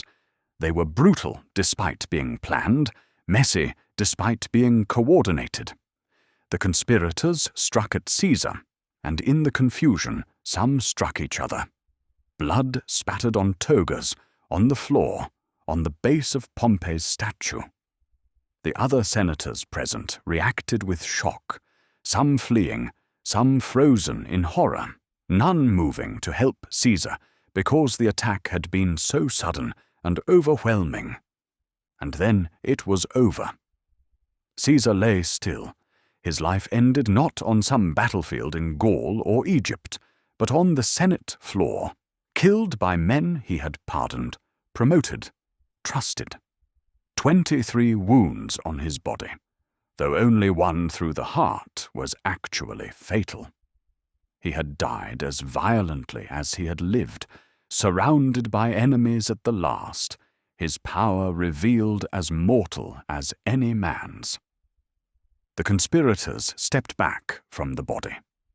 In that moment of immediate aftermath, with Caesar's blood still spreading across the marble floor, they must have felt a complex mixture of emotions: relief that the deed was done, horror at what they had actually done, fear about what would happen next, perhaps even regret.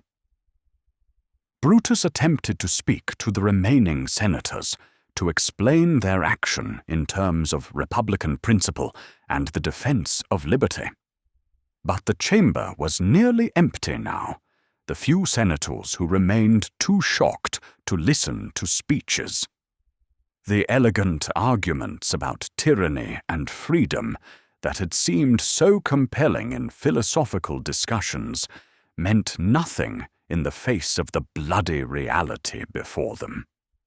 The conspirators gathered themselves and left the Senate chamber together, moving as a group because there was safety in numbers. They carried their blooded daggers openly, making no attempt to hide what they had done.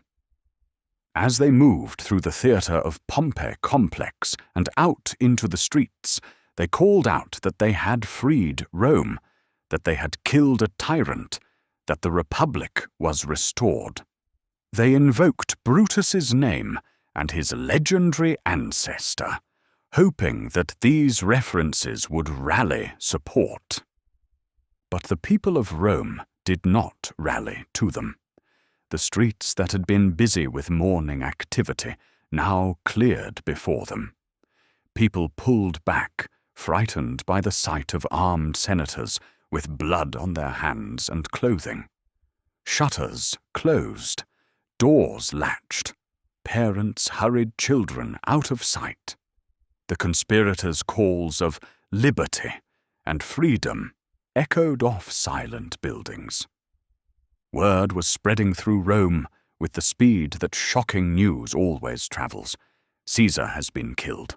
murdered in the Senate, senators with daggers, blood, chaos. The details were confused, exaggerated, fragmentary, but the essential fact was clear. The dictator was dead, killed by members of his own governing class. Different people reacted in different ways. Caesar's veterans, the soldiers who had served under him in Gaul and the civil wars, began to gather in angry groups. They loved Caesar. He had led them to victory, given them land, shared his triumphs with them. They saw his assassination as treachery, as the worst kind of betrayal. They were dangerous, experienced soldiers who might take revenge on the conspirators or on the Senate as a whole. The urban poor, who had benefited from Caesar's grain distributions and public works, were also shocked and angry. Caesar had been their patron, their champion against the aristocratic Senate that seemed to care little for their welfare. To them, the assassination looked like the rich killing a man who had tried to help the common people. But there were others who quietly approved of what had been done, who saw it as the defense of the Republic, who believed that Caesar had indeed been a tyrant and that the conspirators were heroes. These tended to be from the senatorial class, from families steeped in republican tradition, from those who valued the old ways over the new order Caesar had been creating. Rome was thus divided in its response to Caesar's death, not cleanly or simply, but in the complicated way that societies respond to dramatic events. And in that division lay the seeds of further conflict.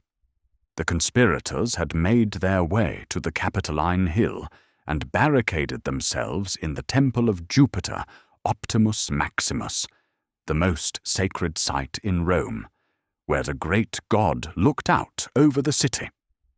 From there, they could see the forum below, could watch the city's reaction to what they had done.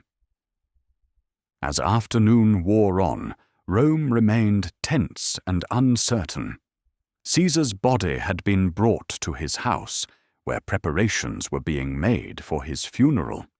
Calpurnia, who had tried to keep him home that morning, now mourned the husband whose death she had foreseen in her dreams.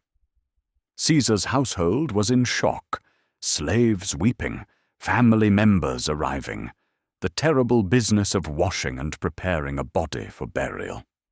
Mark Antony, who had been drawn away from the Senate house by Trebonius, now emerged as Caesar's most powerful surviving supporter. He was consul. He had military experience. He had Caesar's trust and authority. He could have ordered an immediate attack on the conspirators, could have used Caesar's veterans to storm the capital and take revenge. But he was also a politician, skilled at reading situations and calculating advantage. Antony understood that Rome was in a dangerous moment. If violence erupted, there could be another civil war. The veterans might fight the conspirators' supporters. The city might burn. Better to proceed carefully, to see what could be negotiated, to secure his own position before deciding on a course of action. As evening fell on Rome on the Ides of March, the city was quiet, but not peaceful. It was the quiet of uncertainty, of people waiting to see what would happen next, of forces gathering and calculations being made. Torches were lit in the forum and in homes throughout the city. The night watch took up their positions. Life continued, but everyone knew that something fundamental had changed. On the Capitoline Hill, The conspirators kept their vigil through the night. They had guards posted. They stayed armed. They waited to see whether they would be attacked or acclaimed or simply arrested. Brutus and Cassius must have had long conversations that night, reviewing their action, wondering if they had made the right choice, trying to prepare for whatever would come with the morning. In Caesar's house, his body lay in state. His wife mourned. His heir, his great-nephew Octavian, a young man of 18, who was far away when Caesar died, would soon learn that he had been adopted in Caesar's will and named as his primary heir. That young man would eventually become Augustus, the first Roman emperor. But on the Ides of March, he was just a youth who would soon learn that his life had changed forever. The city slept fitfully that night, troubled by the day's events, uncertain about the future.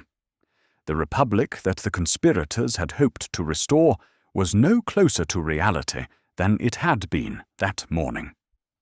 Caesar was dead, but what would replace him was still unknown. Tomorrow would bring negotiations, speeches, political maneuvering. But tonight, Rome simply held its breath and waited.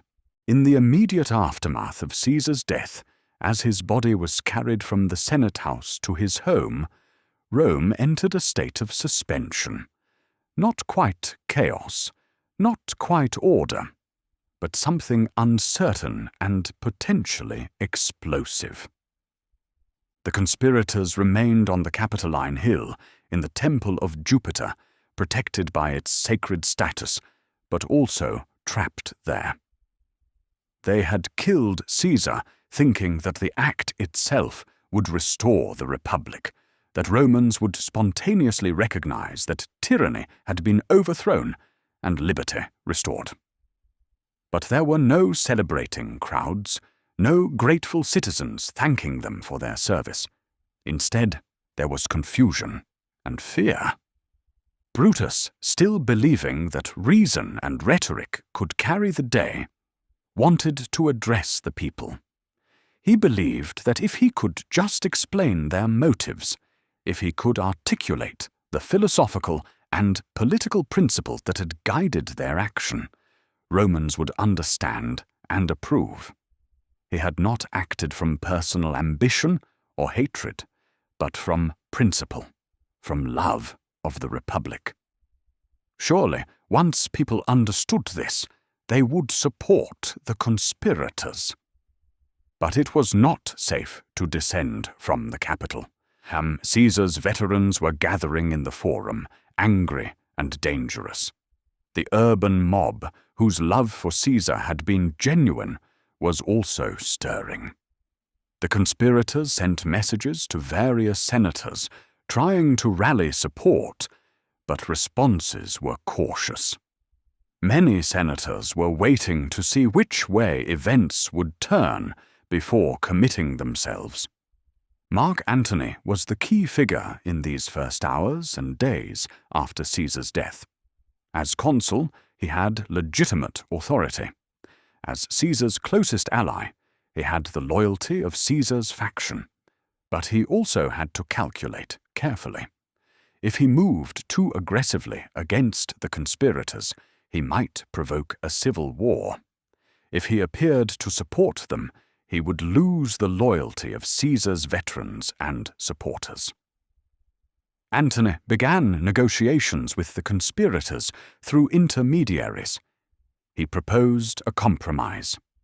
The conspirators would not be punished for Caesar's assassination, but Caesar's acts and reforms would be upheld, his will would be honored, and he would be given a proper state funeral. This was artful diplomacy. It protected the conspirators from immediate retribution, while also ensuring that Caesar's legacy remained intact. The Senate met on March 17th, 2 days after the assassination. The meeting was tense, carefully managed. Cicero, the great orator who had not been part of the conspiracy, but who supported its aims, spoke eloquently about the need for reconciliation and the restoration of republican government. A general amnesty was voted. The conspirators would face no legal consequences for their action. Caesar's acta, his decrees and reforms, would be upheld. It seemed like a reasonable compromise, a way to move forward without further violence. But then came Caesar's funeral, and everything changed. Antony, as consul and as Caesar's friend, was responsible for conducting the funeral ceremony.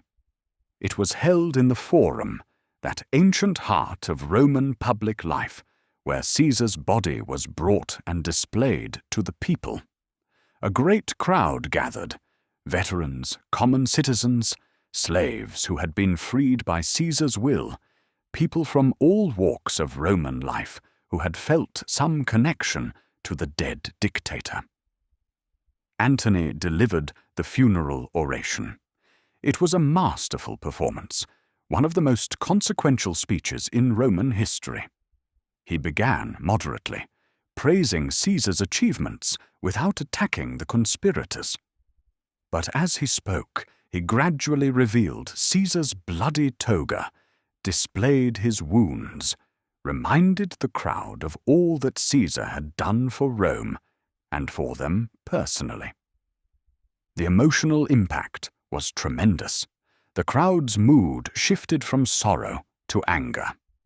How could these noble senators claim to have acted for liberty when they had butchered Rome's greatest man? Where was the nobility in stabbing an unarmed man 23 times? Where was the honor in killing someone who had shown them nothing but clemency and generosity? The funeral pyre was lit in the Forum, an irregular act, since burials and cremations were normally held outside the city, but a crowd was beyond caring about propriety. As the flames rose and Caesar's body was consumed, the crowd's anger turned into rage. They rioted through Rome, attacking the homes of the conspirators, seeking revenge. Some conspirators' houses were set on fire. Innocent men with names similar to the conspirators were attacked by mistake. Brutus and Cassius, still on the Capitoline Hill, could see the smoke rising from the Forum, could hear the roar of the mob. Their hopes for a peaceful restoration of the Republic were literally going up in flames. Whatever political settlement had been reached in the Senate 2 days earlier was now meaningless. The people of Rome were not celebrating their action. They were condemning it. The conspirators realized they had to leave Rome. It was not safe for them to remain in the city. Over the following days and weeks, they began to slip away, some to estates in the countryside, some to provinces where they had commands or connections. They left quietly, without fanfare, not as heroes but as men fleeing an angry population. Brutus and Cassius left as well, departing from the city they had hoped to save. They had acted from principle, from belief in the Republic, from devotion to liberty as they understood it. But their action had not brought the results they expected. Instead of restoring the Republic, they had created a power vacuum that others would fill. Instead of being celebrated as liberators, they were seen by many Romans as assassins and traitors. The weeks following Caesar's assassination were confused and turbulent. Various factions maneuvered for position. Antony used his position as consul to gain control of Caesar's papers and money, which gave him enormous influence. He claimed to be implementing Caesar's wishes, producing documents that may or may not have been authentic. Other Caesarian supporters jockeyed for advantage. And then there was Octavian, Caesar's 18-year-old great-nephew and adopted son. He had been in Greece, completing his education, when Caesar was killed. Now he returned to Italy to claim his inheritance, both financial and political. He was young, untested, underestimated by the older and more experienced politicians. But he was Caesar's heir, and that name, Caesar, still carried power. The young Octavian proved surprisingly adept at politics. He allied himself with Caesar's veterans, presenting himself as the dead dictator's avenger. He collected an army. He negotiated with the Senate. He played Antony and the Senate against each other, all while building his own base of power. Brutus and Cassius watched these developments from a distance, from the provinces where they had fled. They had governors' positions in the east, which gave them some military and financial resources. They began to gather forces, to prepare for what was increasingly looking like another civil war. The amnesty that had been voted in the Senate in March proved meaningless. The political compromise that Antony had negotiated collapsed. The divisions in Roman society that Caesar's dictatorship had papered over now reopened. The republic that Brutus and Cassius had hoped to restore seemed more distant than ever. By late 44 BC, it was clear that Italy would not be big enough for all the competing factions. Antony controlled some legions, Octavian had others. The Senate, trying to reassert its authority, was playing these two against each other. And in the east, Brutus and Cassius were building an army, preparing to return to Italy and fight for the republic they believed in. Caesar's death had not solved Rome's political crisis. It had intensified it. The man was gone, but the problems that had allowed him to accumulate so much power remained. The Republic's institutions were still weak. The military still owed loyalty to individual commanders rather than to the state. The wealth of empire still corrupted politics. The fundamental question of how Rome should be governed, by the collective wisdom of the Senate or by the power of strong individuals, was still unresolved. For Brutus and Cassius, the months after the Ides of March must have been a time of bitter reflection. They had acted courageously according to their principles. They had risked everything to defend what they believed was right. But the outcome had not matched their hopes. The Republic was not restored. Caesar's death had not brought liberty.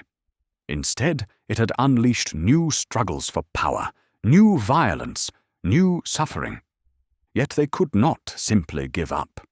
They had committed themselves to the Republican cause. They had made themselves enemies of powerful forces, Antony, Octavian, the Caesarian faction. They had no choice now but to see their course through to whatever end awaited them. As 43 BC began, the situation clarified somewhat. Antony and Octavian, after a period of conflict, formed an alliance along with a third military leader, Lepidus. They created what historians call the Second Triumvirate, a legal dictatorship of three men who were granted extraordinary powers to restore order to the Republic. This was formalized through legislation, unlike the informal First Triumvirate of Caesar, Pompey, and Crassus. One of the triumvirate's first acts was to publish proscription lists, names of political enemies who were declared outlaws, whose property would be confiscated, who could be killed with impunity. It was a terrorizing tactic that Sulla had used decades earlier, and now it returned. Hundreds of senators and knights were proscribed. Their heads were displayed in the forum. Their wealth was seized to pay the triumvir's armies. Among the victims was Cicero, the great orator who had spent his life defending republican government through his speeches and writings. Antony had personal reasons to hate Cicero, who had attacked him in a series of speeches. When Cicero's name appeared on the proscription lists, he tried to flee, but was caught. His head and hands were cut off and displayed on the rostra in the forum. A terrible end for a man who had used his voice and writing to defend the Republic. The proscriptions eliminated much of the opposition in Italy and secured the triumvir's control. Now they could turn their attention eastward to where Brutus and Cassius had gathered their forces and were presenting themselves as the defenders of the Republic against tyranny. A confrontation was inevitable. The question was not whether there would be war, but when and where it would be fought, and who would emerge victorious. Brutus and Cassius had spent the months since leaving Rome building an army in the eastern provinces. They had raised legions, collected funds, gained the support of local kings and rulers. They controlled a significant portion of Rome's eastern territories. If they could defeat the triumvir's forces, they might yet return to Rome and restore the Republic. But if they lost, the Republican cause would die with them, and the future of Rome would belong to whoever could master the chaos that Caesar's assassination had unleashed. The city that Brutus and Cassius left behind when they fled into exile was not the Rome they had hoped to create. Instead of a restored republic with the Senate governing collectively and citizens participating in their traditional way, Rome had descended into something darker, a city governed by fear, by proscription lists, by the raw exercise of military power.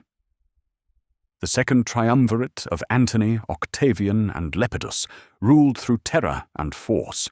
They needed money to pay their armies, so they confiscated the property of wealthy Romans, justifying it by declaring these people enemies of the state. They needed to eliminate opposition, so they published lists of people who could be killed without legal consequence. They needed to consolidate control, so they placed their supporters in all positions of authority and reduced the Senate to a compliant tool of their will. For ordinary Romans, life went on, but with a shadow of fear hanging over it. If you were not wealthy or politically connected, you might be relatively safe. The triumvirs had no reason to target common citizens. But if you were an aristocrat, if you had taken any political position, if you had wealth that could be seized, then you lived in constant anxiety that your name might appear on the next proscription list. The Forum, that ancient heart of Roman public life, saw horrors that would have been unthinkable in earlier generations. The heads of proscribed senators were displayed on the rostra where orators once spoke about law and justice. The pools of blood on the Senate floor where Caesar died had been cleaned, but the violence had spread throughout the city. Assassinations occurred in streets, in homes, in temples that should have been sanctuaries. Families were torn apart. Some turned in relatives to claim rewards or to save themselves. Others hid proscribed family members despite the danger. The bonds of trust that held society together frayed under the pressure of survival. The old Roman virtues, fides, faithfulness, pietas, duty to family and gods, gravitas, seriousness of purpose. These seemed to belong to a vanished world. The triumvirs presented themselves as bringers order after chaos, as defending Caesar's legacy, as restoring peace after the trauma of assassination. But the peace they offered was the peace of submission, of accepting their authority without question, of refraining from any political activity that might challenge their dominance. The Senate still met, but it was a hollow institution. The triumvirs appointed new senators to replace those who had been proscribed or killed. These new senators owed their position entirely to the triumvirs and could be expected to support whatever measures were proposed. Debates were perfunctory, votes were predetermined. The Senate had become what Brutus and Cassius had feared, a mere rubber stamp for autocratic power. Elections still occurred, but they were even more meaningless than they had been under Caesar. The triumvirs nominated the candidates, and these candidates were duly elected. The old competition for office, the fierce campaigns, the speeches and bargaining and coalition building, all of this had disappeared. Why campaign when the outcome was already decided? Why seek votes when appointment from above was what mattered? For those Romans who remembered the old republic, or who had been taught to revere it, this situation was deeply painful. The republic had been Rome's identity, its claim to be something different from the monarchies and tyrannies of the East. Roman citizens were supposed to be free men, governing themselves through their elected representatives. But now they were subjects, living under the authority of military commanders who maintained power through their legions. Yet not all Romans mourned the Republic's passing. For many, the Republic had meant chaos and civil war, proscriptions and instability. If the triumvirs could bring peace and order, if they could make the streets safe and ensure the food supply and maintain Rome's dominance over its empire, then perhaps their form of government was preferable to the Republic that had so obviously failed. The poor, in particular, had little reason to love the old Senate. The Senate had been dominated by aristocrats who cared little for the urban masses. Caesar had at least distributed grain and held games and made some effort to improve their conditions. The triumvirs continued these policies. Why should the poor care about abstract principles of republican government when their actual lives might be better under strong rulers who at least had paid attention to their needs? So Rome was divided, not cleanly, but in the messy way that real societies are always divided. There were those who longed for the Republic, those who accepted the new order pragmatically, those who actively supported the triumvirs, and many who simply tried to stay out of politics altogether and live their lives as best they could in difficult circumstances. In this divided Rome, Caesar himself was becoming something more than a man. The Senate, at the triumvirs' instigation, had voted to deify him, to make him officially a god. The temple of the divine Julius was planned for the Forum.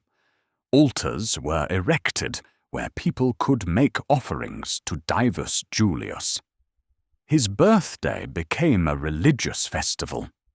priests were appointed to conduct his cult. This was unprecedented in Roman tradition. Heroes and ancestors might be honored, the gods worshipped, the genius of the state revered, but living men were not made into gods. That was an Eastern practice associated with Hellenistic kingship and Egyptian pharaohs. Yet here was Julius Caesar, who had walked Rome's streets just months ago, now transformed into a deity with temples and priests and official worship. For Brutus and Cassius, hearing these reports from their exile in the East, this must have been particularly galling. They had killed Caesar precisely to prevent him from becoming a king, to stop him from rising above his fellow citizens. But in death, Caesar had achieved a status even higher than kingship. He had become divine. Their action had not diminished his stature, but had, paradoxically, elevated it. Octavian exploited this brilliantly. As Caesar's adopted son, he could now style himself son of the divine Julius, Divi Filius. This gave him a religious authority to complement his military and political power. He was not just a young politician trying to make his way in Roman politics. He was the heir of a god, chosen by divine will to continue Caesar's work. The Romans who supported Octavian, and they were many, especially among Caesar's veterans, saw him as the rightful avenger of his father's murder. The men who had killed Caesar were not defenders of liberty, but impious assassins who had struck down not just a man, but a divinely favored leader. This framing completely inverted the moral calculus that Brutus and Cassius had relied upon. In the East, Brutus and Cassius were building their own narrative. They presented themselves as the true defenders of the Republic, as men who had acted courageously against tyranny, as the heirs of Rome's ancient liberties. They put images of their ancestor, Lucius Junius Brutus, on their coins, alongside the daggers and the phrase Ides of March. They were proud of what they had done, and they wanted others to see it as they saw it, as a noble act of self-sacrifice for the common good. They also governed their provinces relatively well. They were not merely preparing for war, they were trying to administer Roman territories justly, to raise funds without excessive oppression, to show that republican government could be effective and humane. This was important to them, not just practically, but morally. They wanted to prove that the Republic was worth fighting for, that it represented a better way of organizing society than rule by military strongmen. The cities and kingdoms of the East had to choose sides. Would they support Brutus and Cassius, who controlled the eastern provinces and claimed to represent legitimate Roman authority? Or would they support the triumvirs, who controlled Rome and Italy and claimed to be avenging the murder of divine Julius? Different rulers made different choices based on their calculations of who was likely to win, who would treat them better, what alliances would serve their own interests. As 42 BC approached, both sides were gathering their forces for a final confrontation. The triumvirs could not allow Brutus and Cassius to remain in control of the East. Brutus and Cassius could not restore the Republic while the triumvirs held Rome. War was inevitable, and both sides knew it. The legions marched and countermarched, supplies were gathered, strategies were debated. Messengers traveled back and forth. The whole eastern Mediterranean was mobilizing for a conflict that would determine Rome's future. For the soldiers in these armies, the issues might have seemed abstract. They followed their commanders, some because they believed in the cause, some because of personal loyalty, some because being a legionnaire was their profession, and they went where they were ordered. The philosophical questions about republican government versus autocracy were less important to them than questions of pay, supplies, leadership, and the practical concerns of military life. But for the leaders, for Brutus and Cassius on one side, for Antony and Octavian on the other, the stakes were absolute. This was not a normal Roman political struggle where the losers might be exiled or fined, but would ultimately survive. The prescriptions had made clear that defeat meant death. The winner would control Rome's future. The loser would be remembered as a traitor or a tyrant, depending on which side wrote the history. Brutus must have thought often about the path that had brought him to this point. He had been a philosopher, a man of books and contemplation, someone who valued reason and principle above action and force. Yet here he was, leading an army, preparing for a battle that might determine the fate of the republic he loved. Had he made the right choices? Would history judge him fairly? What would his ancestor, Lucius Junius Brutus, think of his actions? Cassius was probably more focused on practical matters, troop dispositions, supply lines, intelligence about the enemy's movements, the loyalty of his officers. He had always been more of a soldier than Brutus, more comfortable with military command and the harsh realities of war. But even he must have had moments of reflection, wondering how it had come to this, whether their cause was truly just, whether they had any real chance of victory. The two men relied on each other in these months of the preparation. They were brothers-in-law, political allies, united in their cause. But they were also different in temperament and judgment, and these differences sometimes led to disagreements about strategy and tactics. Still, they remained together, knowing that their only hope was to present a united front against the formidable enemies they faced.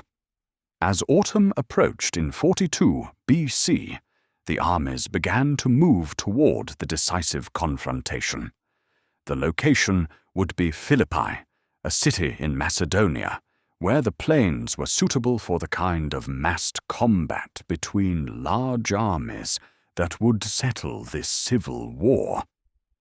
The republic that Brutus and Cassius were fighting for had already died in all but name. The Senate was powerless, elections were meaningless, the traditional institutions had been hollowed out.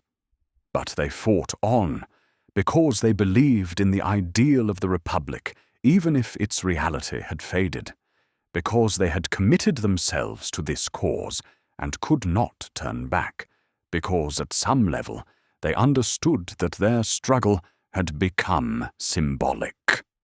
A last stand for an idea, regardless of whether that idea could still be embodied in actual political practice.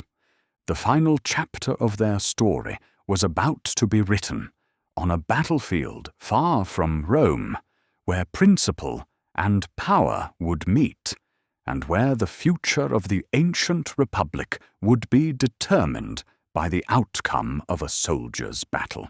After fleeing Rome in the months following Caesar's assassination, Brutus and Cassius made their way separately to the eastern provinces of the Roman world.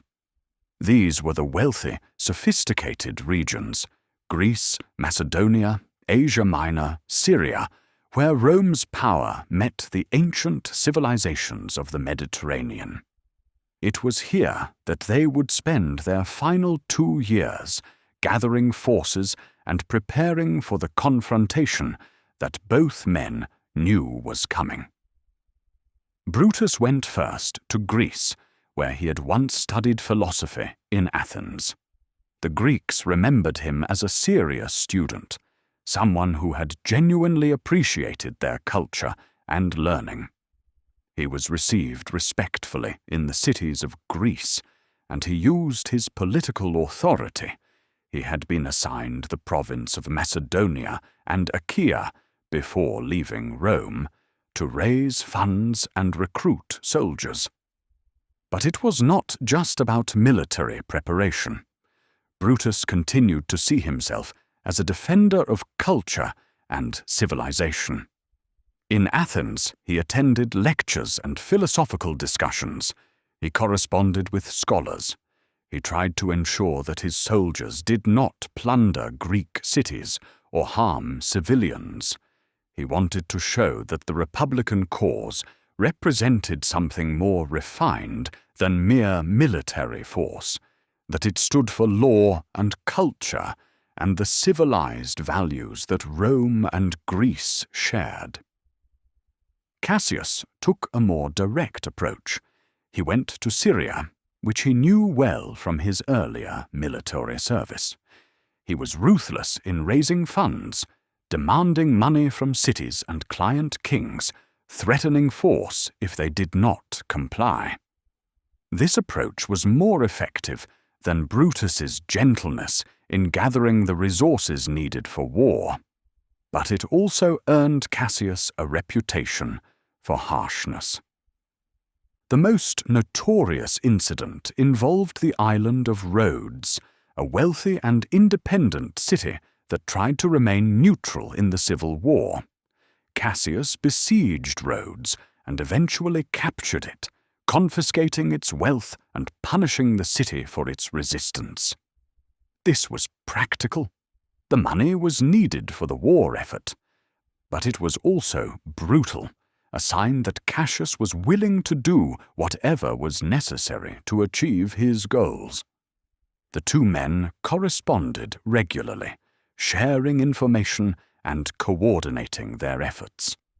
They gradually assembled a formidable army, perhaps 80,000 infantry and 17,000 cavalry, though ancient numbers are always uncertain.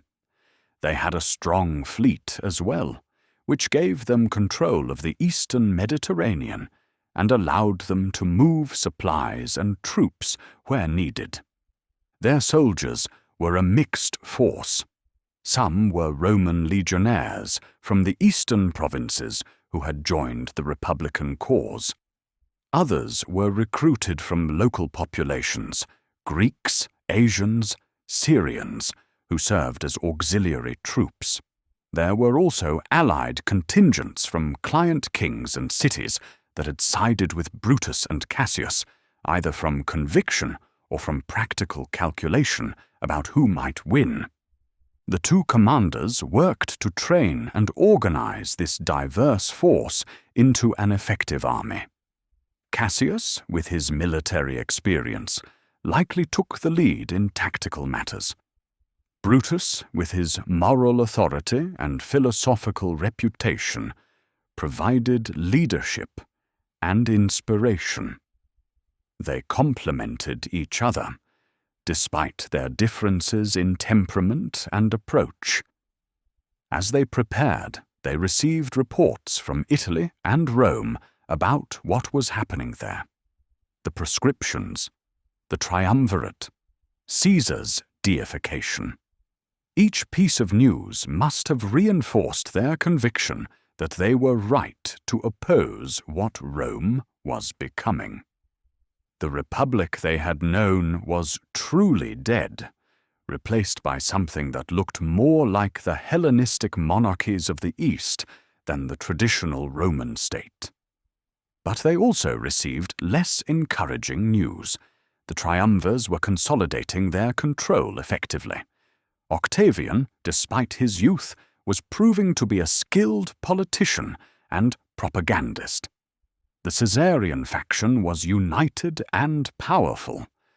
and the triumvirs had access to Italy's resources and manpower, which were considerable.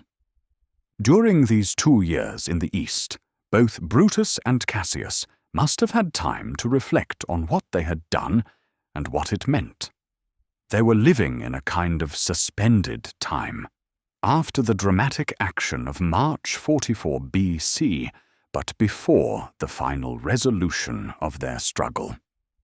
They knew that a confrontation was coming, but the timing and outcome remained uncertain. Brutus wrote letters during this period that reveal his state of mind. He quoted Greek philosophy, emphasized duty and virtue, maintained that he had acted rightly. There is a philosophical serenity in some of these letters, a sense that he had made his peace with whatever might come. He had acted according to his principles. If that led to death, well, the Stoics taught that death was not an evil, but simply a natural event that should be accepted calmly. Cassius was probably less philosophically serene and more focused on the practical goal of winning. He had always been more pragmatic than Brutus, more willing to compromise ideals for effectiveness. But he too must have understood that their chances were uncertain, that they were up against powerful enemies, that this might not end well. The relationship between the two men deepened during these years. They were exiles together, bound by their common cause and their shared action on the Ides of March. They depended on each other, Brutus providing moral leadership and philosophical justification, Cassius providing military skill and practical energy. Neither could succeed without the other. They also had to manage the complexities of coalition politics. They were not just commanding an army, they were leading a political movement that included diverse groups with different motivations. There were die-hard Republicans who genuinely believed in traditional senatorial government. There were opportunists who sided with Brutus and Cassius because they had grievances against the triumvirs. There were Greek cities that resented Roman domination and saw this civil war as a chance to assert some autonomy. There were client kings playing their own games of power and survival. Holding this coalition together required diplomacy, persuasion, sometimes force. Brutus and Cassius had to present themselves as legitimate Roman authorities, as defenders of law rather than rebels, as the true heirs of republican tradition. This was easier in some ways in the East, where Roman control was less complete than in Italy, where the tradition of republican government was less deeply rooted in daily life. By the summer of 42 BC, the confrontation could no longer be delayed. The triumvirs had finished consolidating their control in Italy and were preparing to move east with their armies. Antony and Octavian would command this expedition. Lepidus, the third triumvir, would remain in Italy to maintain order there. The armies began to converge on Macedonia, that ancient kingdom that had once been ruled by Alexander the Great, and that now served as the borderland between East and West. The city of Philippi, located on the Via Egnatia, the great road that connected Rome with the East, would be the place where the armies met.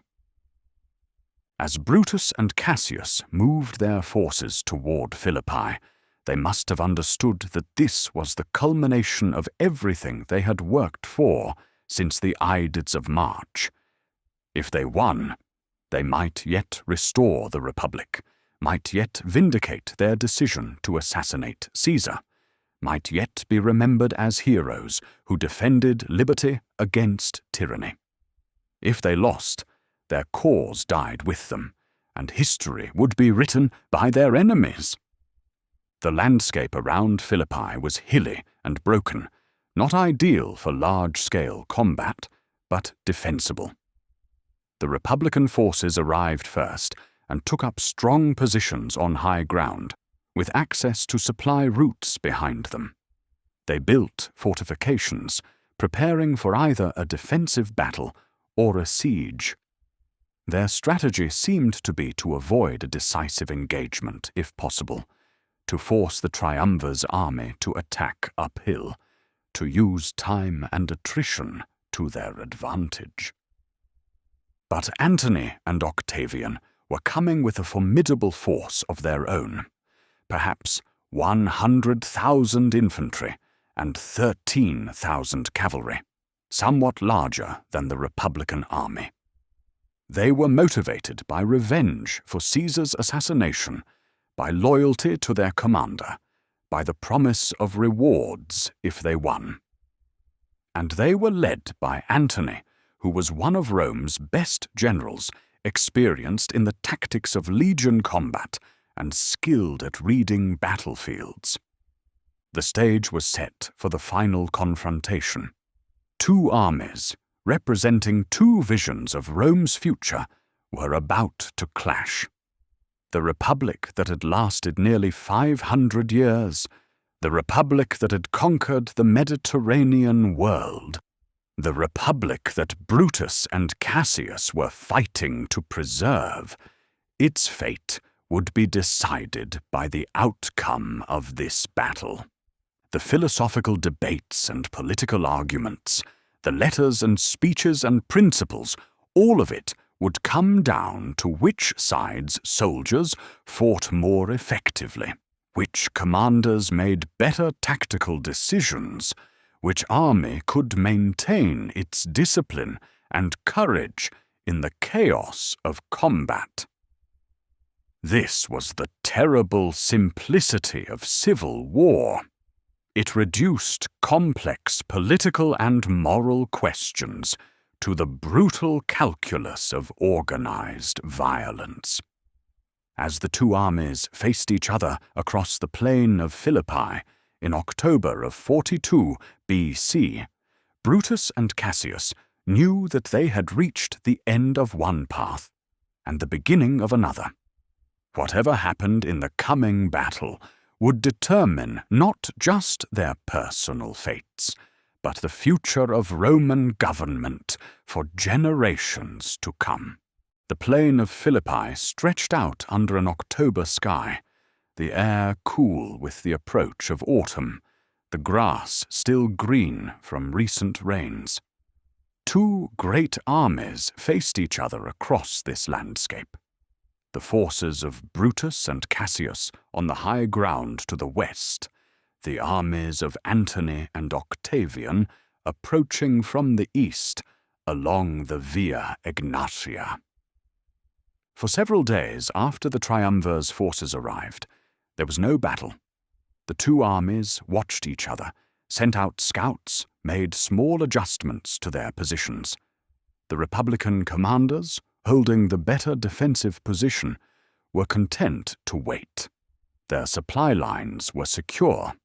Time, they believed, was on their side.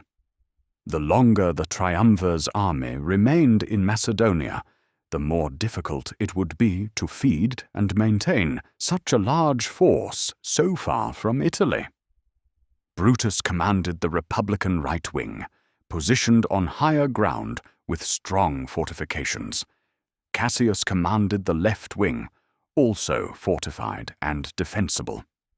Between them stretched their battle line, a formidable display of military power, legions in their ranks, cavalry on the flanks, auxiliary troops in support positions.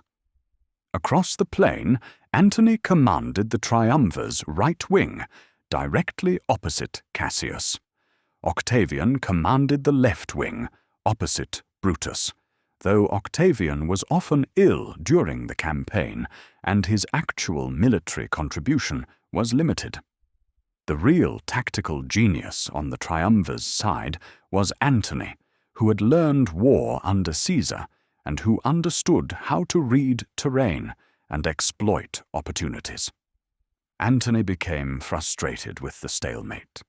The Republican position was strong, and Brutus and Cassius showed no inclination to leave it and give battle. So Antony began a clever maneuver. He ordered his soldiers to construct causeways through the marsh that separated the two armies on the southern end of the line.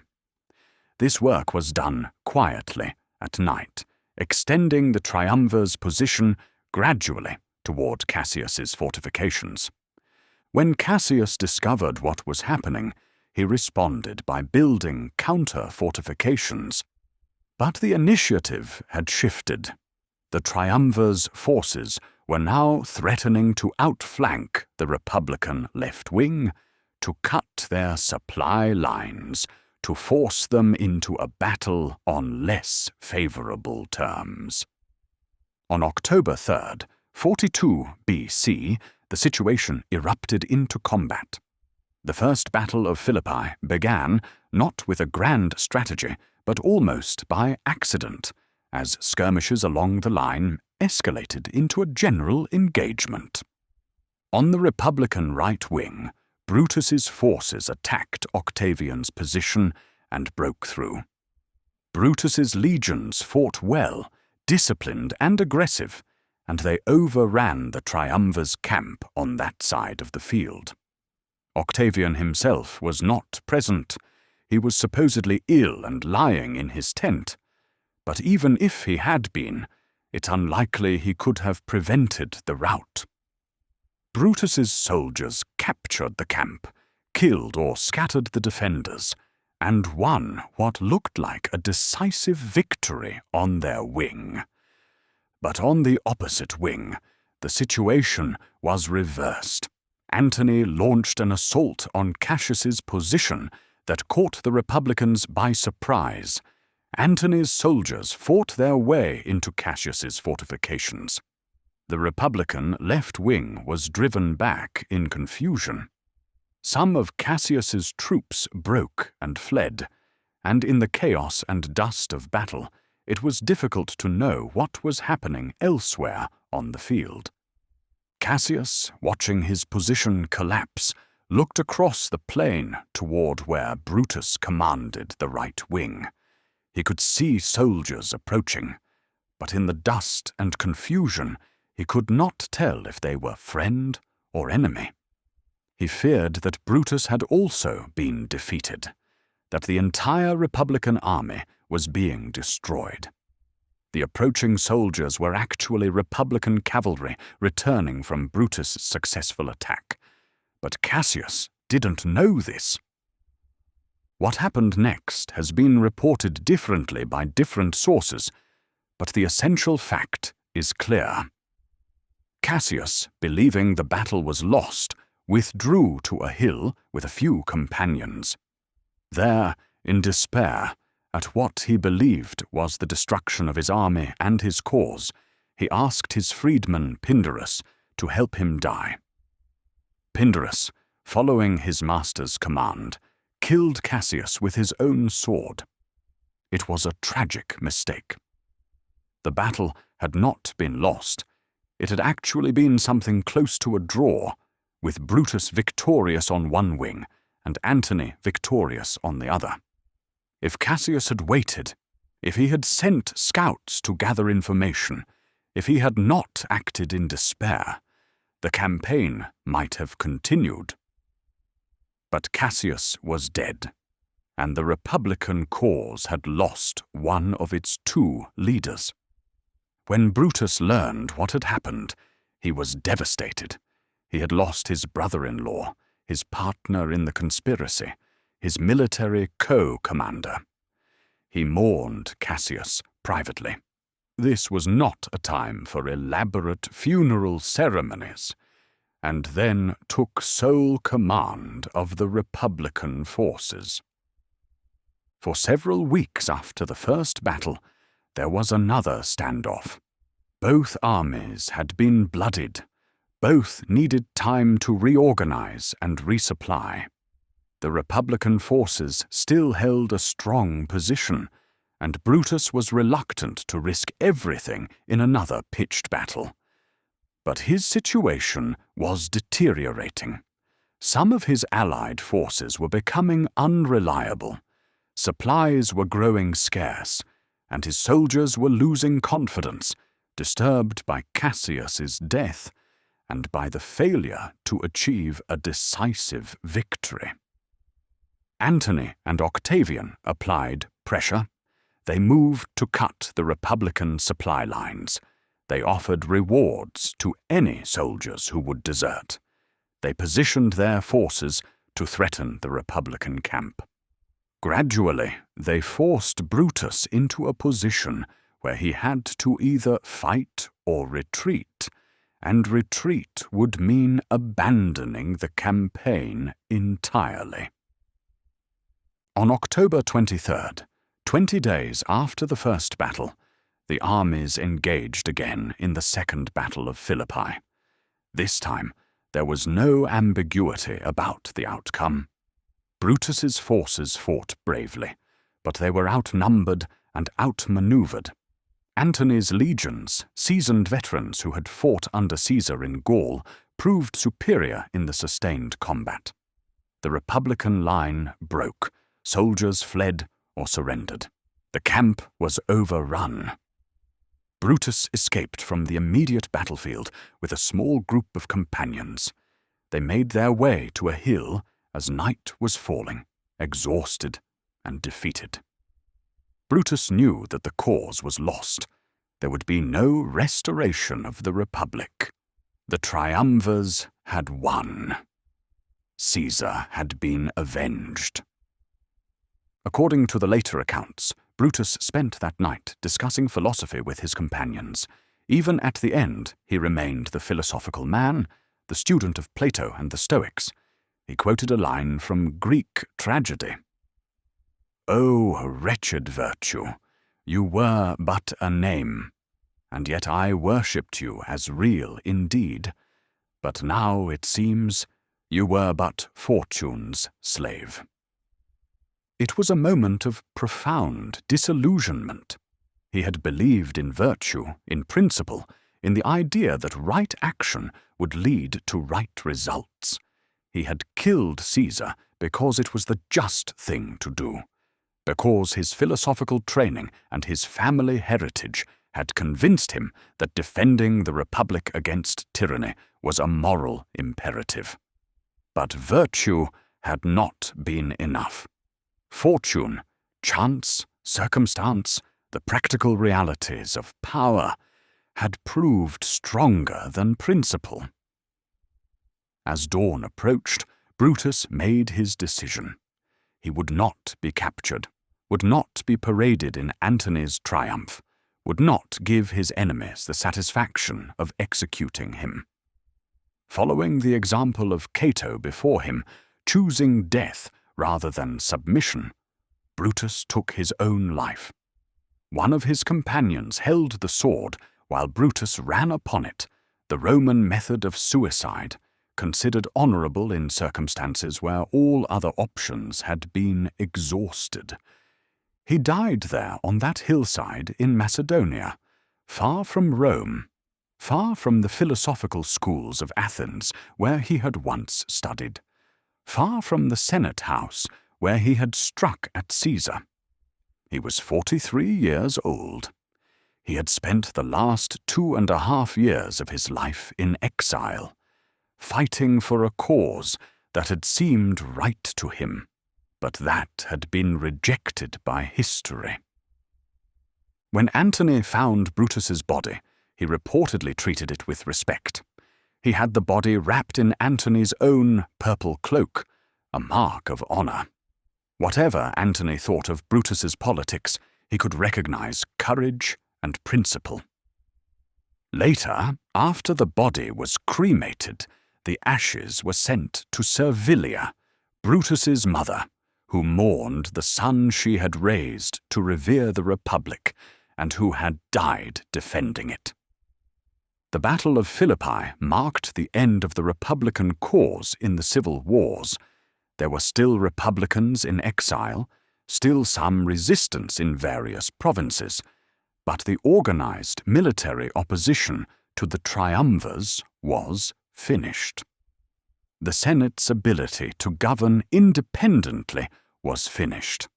The Republic, in any meaningful sense, was finished.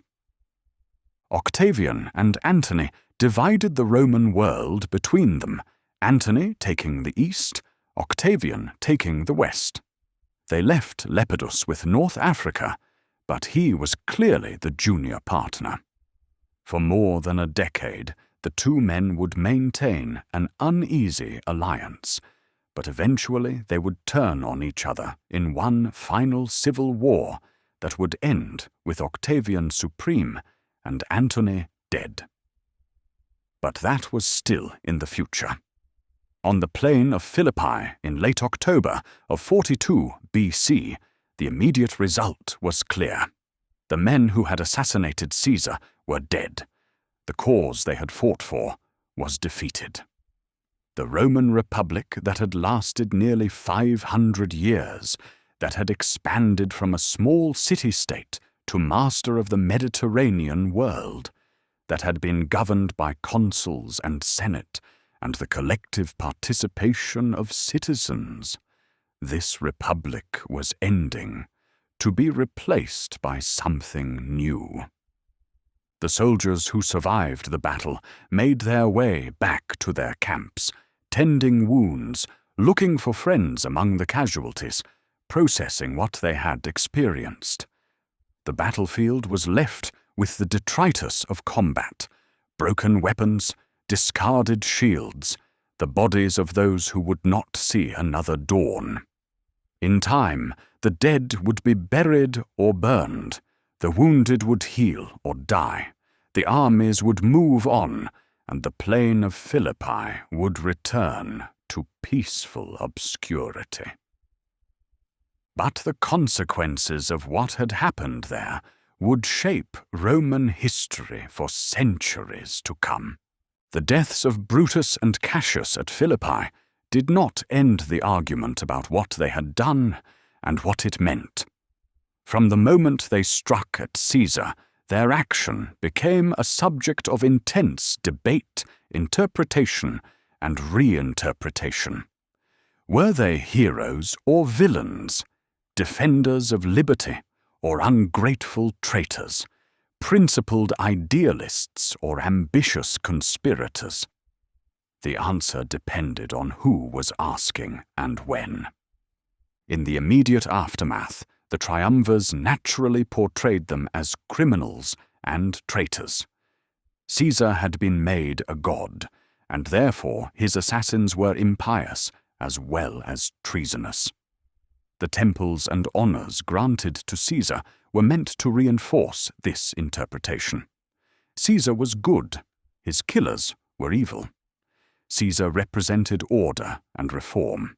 His assassins represented chaos and reaction. This was the official narrative, promoted through coins, monuments, and public speeches. But even in the Augustan age, after Octavian had become Augustus and established the Principate, there was a more complex view. Augustus was shrewd enough to recognize that what many Romans still revered the Republic, that openly condemning all republicans as traitors might alienate important segments of the population. So he allowed a certain ambiguity. Brutus and Cassius were wrong to have killed Caesar, but they were also recognized as men of principle who had acted from conviction rather than mere ambition. The Roman historian Livy, writing during Augustus's reign, treated Brutus and Cassius with a degree of sympathy. He recognized their commitment to republican ideals, even while acknowledging that their action had led to disaster. This reflected a broader Roman tendency to admire virtue and principle, even in those who had opposed one's own side.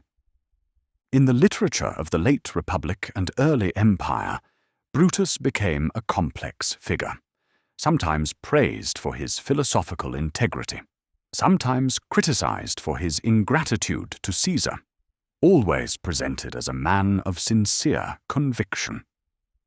Virgil, in the Aeneid, placed him in the underworld among those who had betrayed their benefactors, a stern judgment.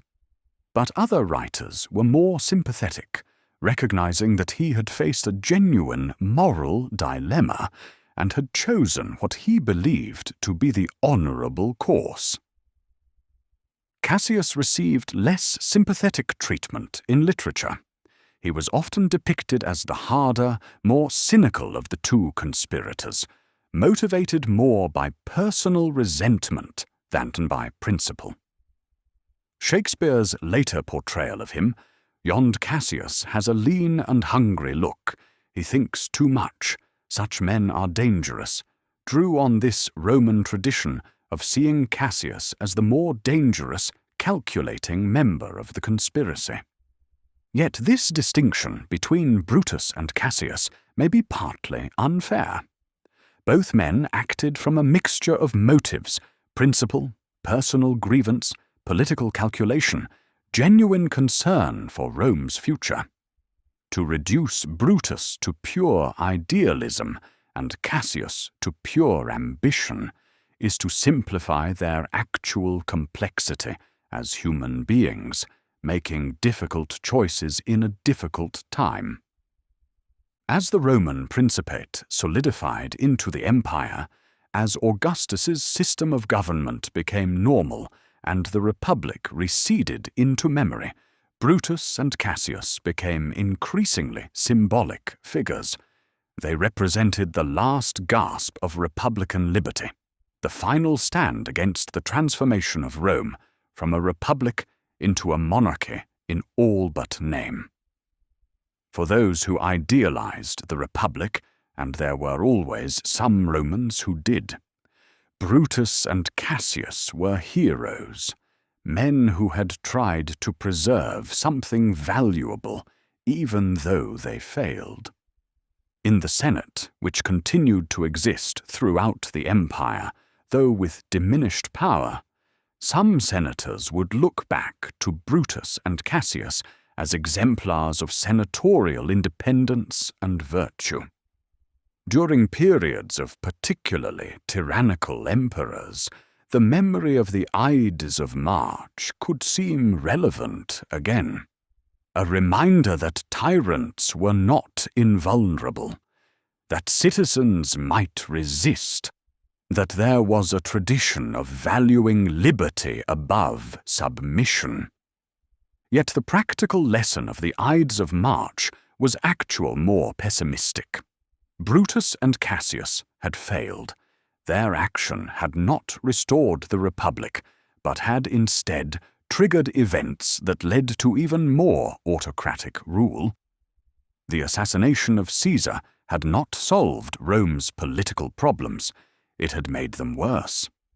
This suggested that violence against political leaders, even when motivated by principle, was not an effective way to reform government. The emperors who succeeded Augustus were certainly aware of this history.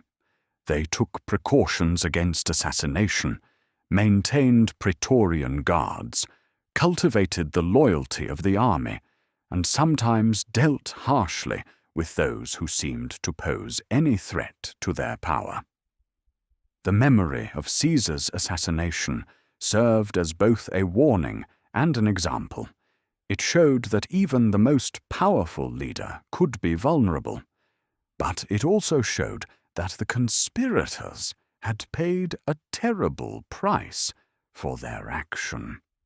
In later Roman literature and philosophy, the debate about tyrannicide continued. The Stoics, whom Brutus had admired, wrestled with the question of when, if ever, it was right to use violence against a ruler.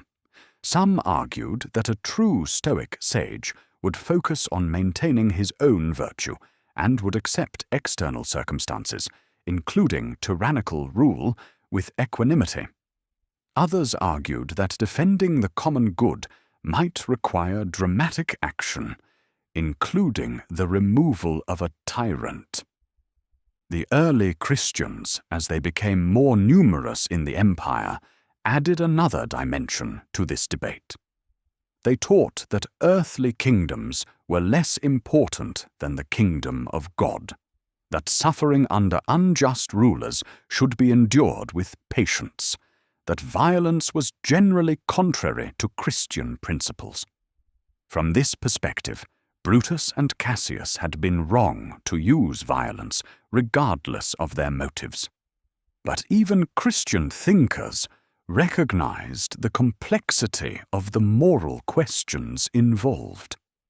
When the empire finally fell in the West, when the political order that Augustus had established dissolved in the 5th century AD, scholars and historians continued to debate the meaning of the Ides of March. Medieval writers, with their own concerns about kingship and tyranny, found the story relevant to their times. Renaissance thinkers, rediscovering classical texts and grappling with questions of republicanism and monarchy, returned to Brutus and Cassius with renewed interest. Shakespeare's Julius Caesar, written in 1599, presented the conspirators as complex, flawed men caught in an impossible situation. His Brutus was noble, but naive, unable to foresee the consequences of his action. His Cassius was bitter and manipulative, but also perceptive about political realities. The play captured the moral ambiguity of the assassination. It was both defensible and disastrous, both principled and misguided. In the modern era, Brutus and Cassius have remained symbols in political discourse. When people want to invoke the danger of tyranny and the importance of defending liberty, they might reference the Ides of March. When they want to warn against political violence and assassination, they might point to the chaos that followed Caesar's death. The story is flexible enough to support multiple interpretations, which is part of why it has remained relevant across so many centuries. What, then, is the truth about Brutus and Cassius? Perhaps the truth is that they were neither heroes nor villains, but simply humans, beings trying to do what seemed right in a situation where there were no clear answers. They lived in a time when Rome's traditional political system was failing, when the old checks and balances no longer worked, when the competition for power had become destabilizing. They saw Caesar's dominance as a threat to the republic they valued, and they acted on that perception. They were wrong about some things. They were wrong to think that killing Caesar would restore the republic. They were wrong to imagine that Romans would spontaneously embrace republican government once Caesar was removed. They were wrong to underestimate the loyalty of Caesar's supporters and the anger of common Romans who had loved him. They failed to anticipate that their action would lead to more civil war, more proscriptions, more suffering. But they were also right about some things. They were right that Caesar had accumulated power beyond what republican institutions could accommodate. They were right that accepting his rule meant accepting a fundamental transformation in how Rome was governed. They were right that the republic, as they understood it, was ending. They correctly perceived that they were living through a historical transition, even if they could not prevent it. Their failure raises difficult questions about the relationship between principle and pragmatism, between ideals and reality. Should one compromise one's principles to accommodate political circumstances, or should one maintain one's principles even when doing so seems impractical or likely to fail? These are not questions with easy answers, and different people in different situations will answer them differently. What we can say about Brutus and Cassius is that they made their choice thoughtfully, that they acted from conviction rather than merely personal ambition, that they were willing to sacrifice their own safety and comfort for what they believed was right, and that they accepted the consequences of their action with courage. These qualities, thoughtfulness, conviction, self-sacrifice, courage, are worthy of respect even when we might disagree with the specific choice they made. Their story also reminds us of the fragility of political institutions. The Roman Republic had lasted nearly 500 years, had survived external invasions and internal conflicts, had expanded to dominate the Mediterranean world. Yet it could not survive the stresses of empire, the competition of ambitious generals, the concentration of wealth and power, the breakdown of traditional restraints on political behavior.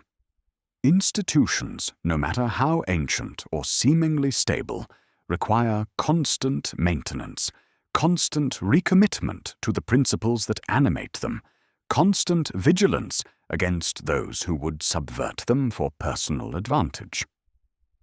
The republic that Brutus and Cassius fought for did not survive.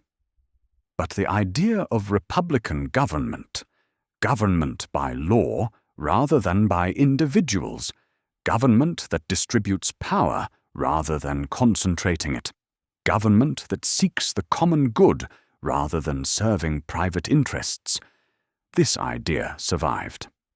It was rediscovered in the Renaissance, implemented in various forms in the modern era, and continues to influence political thought today. In that sense, perhaps Brutus and Cassius did not fail completely. They lost their immediate battle, but the cause they represented, the defense of limited government against autocratic power, has remained alive across the centuries. As we reflect on their story from our own time, more than 2,000 years after the Ides of March, we can recognize both the nobility and the tragedy of what they attempted. They were men of their time, shaped by Roman values and Roman history, facing challenges specific to the late Republic. But the dilemmas they confronted, about power and principle, about when to act and when to accept, about how to preserve political freedom in changing circumstances, these dilemmas are timeless. History did not give them the ending they hoped for. The Republic was not restored. Rome became an empire, ruled by emperors who sometimes governed well and sometimes tyrannically, but who always held power that no single person should hold in a true republic. Yet history has been kinder to their memory than the immediate aftermath of Philippi might have suggested. They are remembered not as mere assassins, but as complex figures who acted on principle in a difficult time, who chose what they believed was right, even knowing the personal cost, who died for their beliefs rather than submit to what they saw as tyranny. In the end, perhaps that is their legacy, not victory, but integrity, not success, but the willingness to act according to conviction, not the restoration of the Republic, but a reminder that some values are worth defending even when the practical chances of success are slim. The Ides of March remains one of history's most famous dates, and the names of Brutus and Cassius remain known to educated people throughout the world. Their story has been told and retold countless times in plays and histories and novels and films. Each generation finds new meaning in it, new applications to their own circumstances, new insights into the timeless questions of power and principle, loyalty and liberty, pragmatism and idealism. As the night deepens and our story comes to its quiet close, we leave Brutus and Cassius to history's judgment, which is complex and divided, as judgment of such complicated moral choices must always be. They were not perfect men, and their action was not without cost or error. But they were men who cared deeply about their city and its traditions, who thought seriously about right and wrong, who had the courage to act on their convictions, and who paid the ultimate price for that courage. In the silent hours before dawn, when reflection comes most naturally, we might think of them not with simple approval or disapproval, but with the recognition that they faced real dilemmas, made real choices, and lived with real consequences. They were part of history's great drama, but they were also individual human beings, flawed, thoughtful, brave, and ultimately tragic. The Roman Republic they fought to preserve is long gone. The empire that replaced it also eventually fell. The city they loved has transformed countless times across the millennia, but the questions they grappled with about how societies should be governed, about what individuals owe to their communities, about when principle demands action despite the risks, these questions remain with us still, as relevant now as they were on that spring morning in 44 BC, when the Ides of March changed Rome forever. May their story offer not answers which would be too simple, but thoughtful consideration of the complexities that face anyone who tries to act with integrity in a world where the right path is not always clear, where good intentions do not guarantee good outcomes, where the defense of cherished values sometimes requires terrible choices. And may we, as we contemplate their example, bring both sympathy and critical judgment to our understanding of the past, recognizing that history is not made by perfect people with perfect knowledge, but by flawed humans trying to navigate impossible situations as best they can, guided by their principles and their understanding, accepting the consequences with whatever courage they can muster. The forum is quiet now, the marble stones worn smooth by centuries of footsteps that are themselves now long gone. The Senate House where Caesar fell has been rebuilt and rebuilt again, and finally vanished entirely. The battlefields of Philippi are peaceful farmland where the events of 42 BC seem impossibly distant.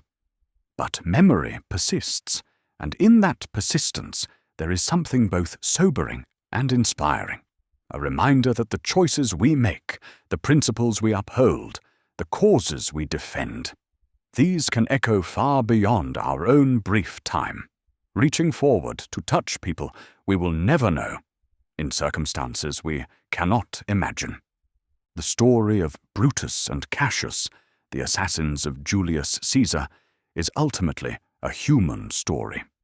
A story of men who tried to do what seemed right in their time, who failed in their immediate objectives, but who gave the world something to think about for more than 2 millennia. In the gentle darkness of night, when great events recede into the stillness of history, we can hold their memory with neither condemnation nor worship. but with understanding. The understanding that they were, like all of us, trying to make sense of their world and to act with honor within it. And that, perhaps, is enough. The story ends here, softly, as all bedtime stories should, not with dramatic flourish or moral certainty, but with quiet reflection on the complexity of human choices and the long shadow that unprincipled action can cast across history.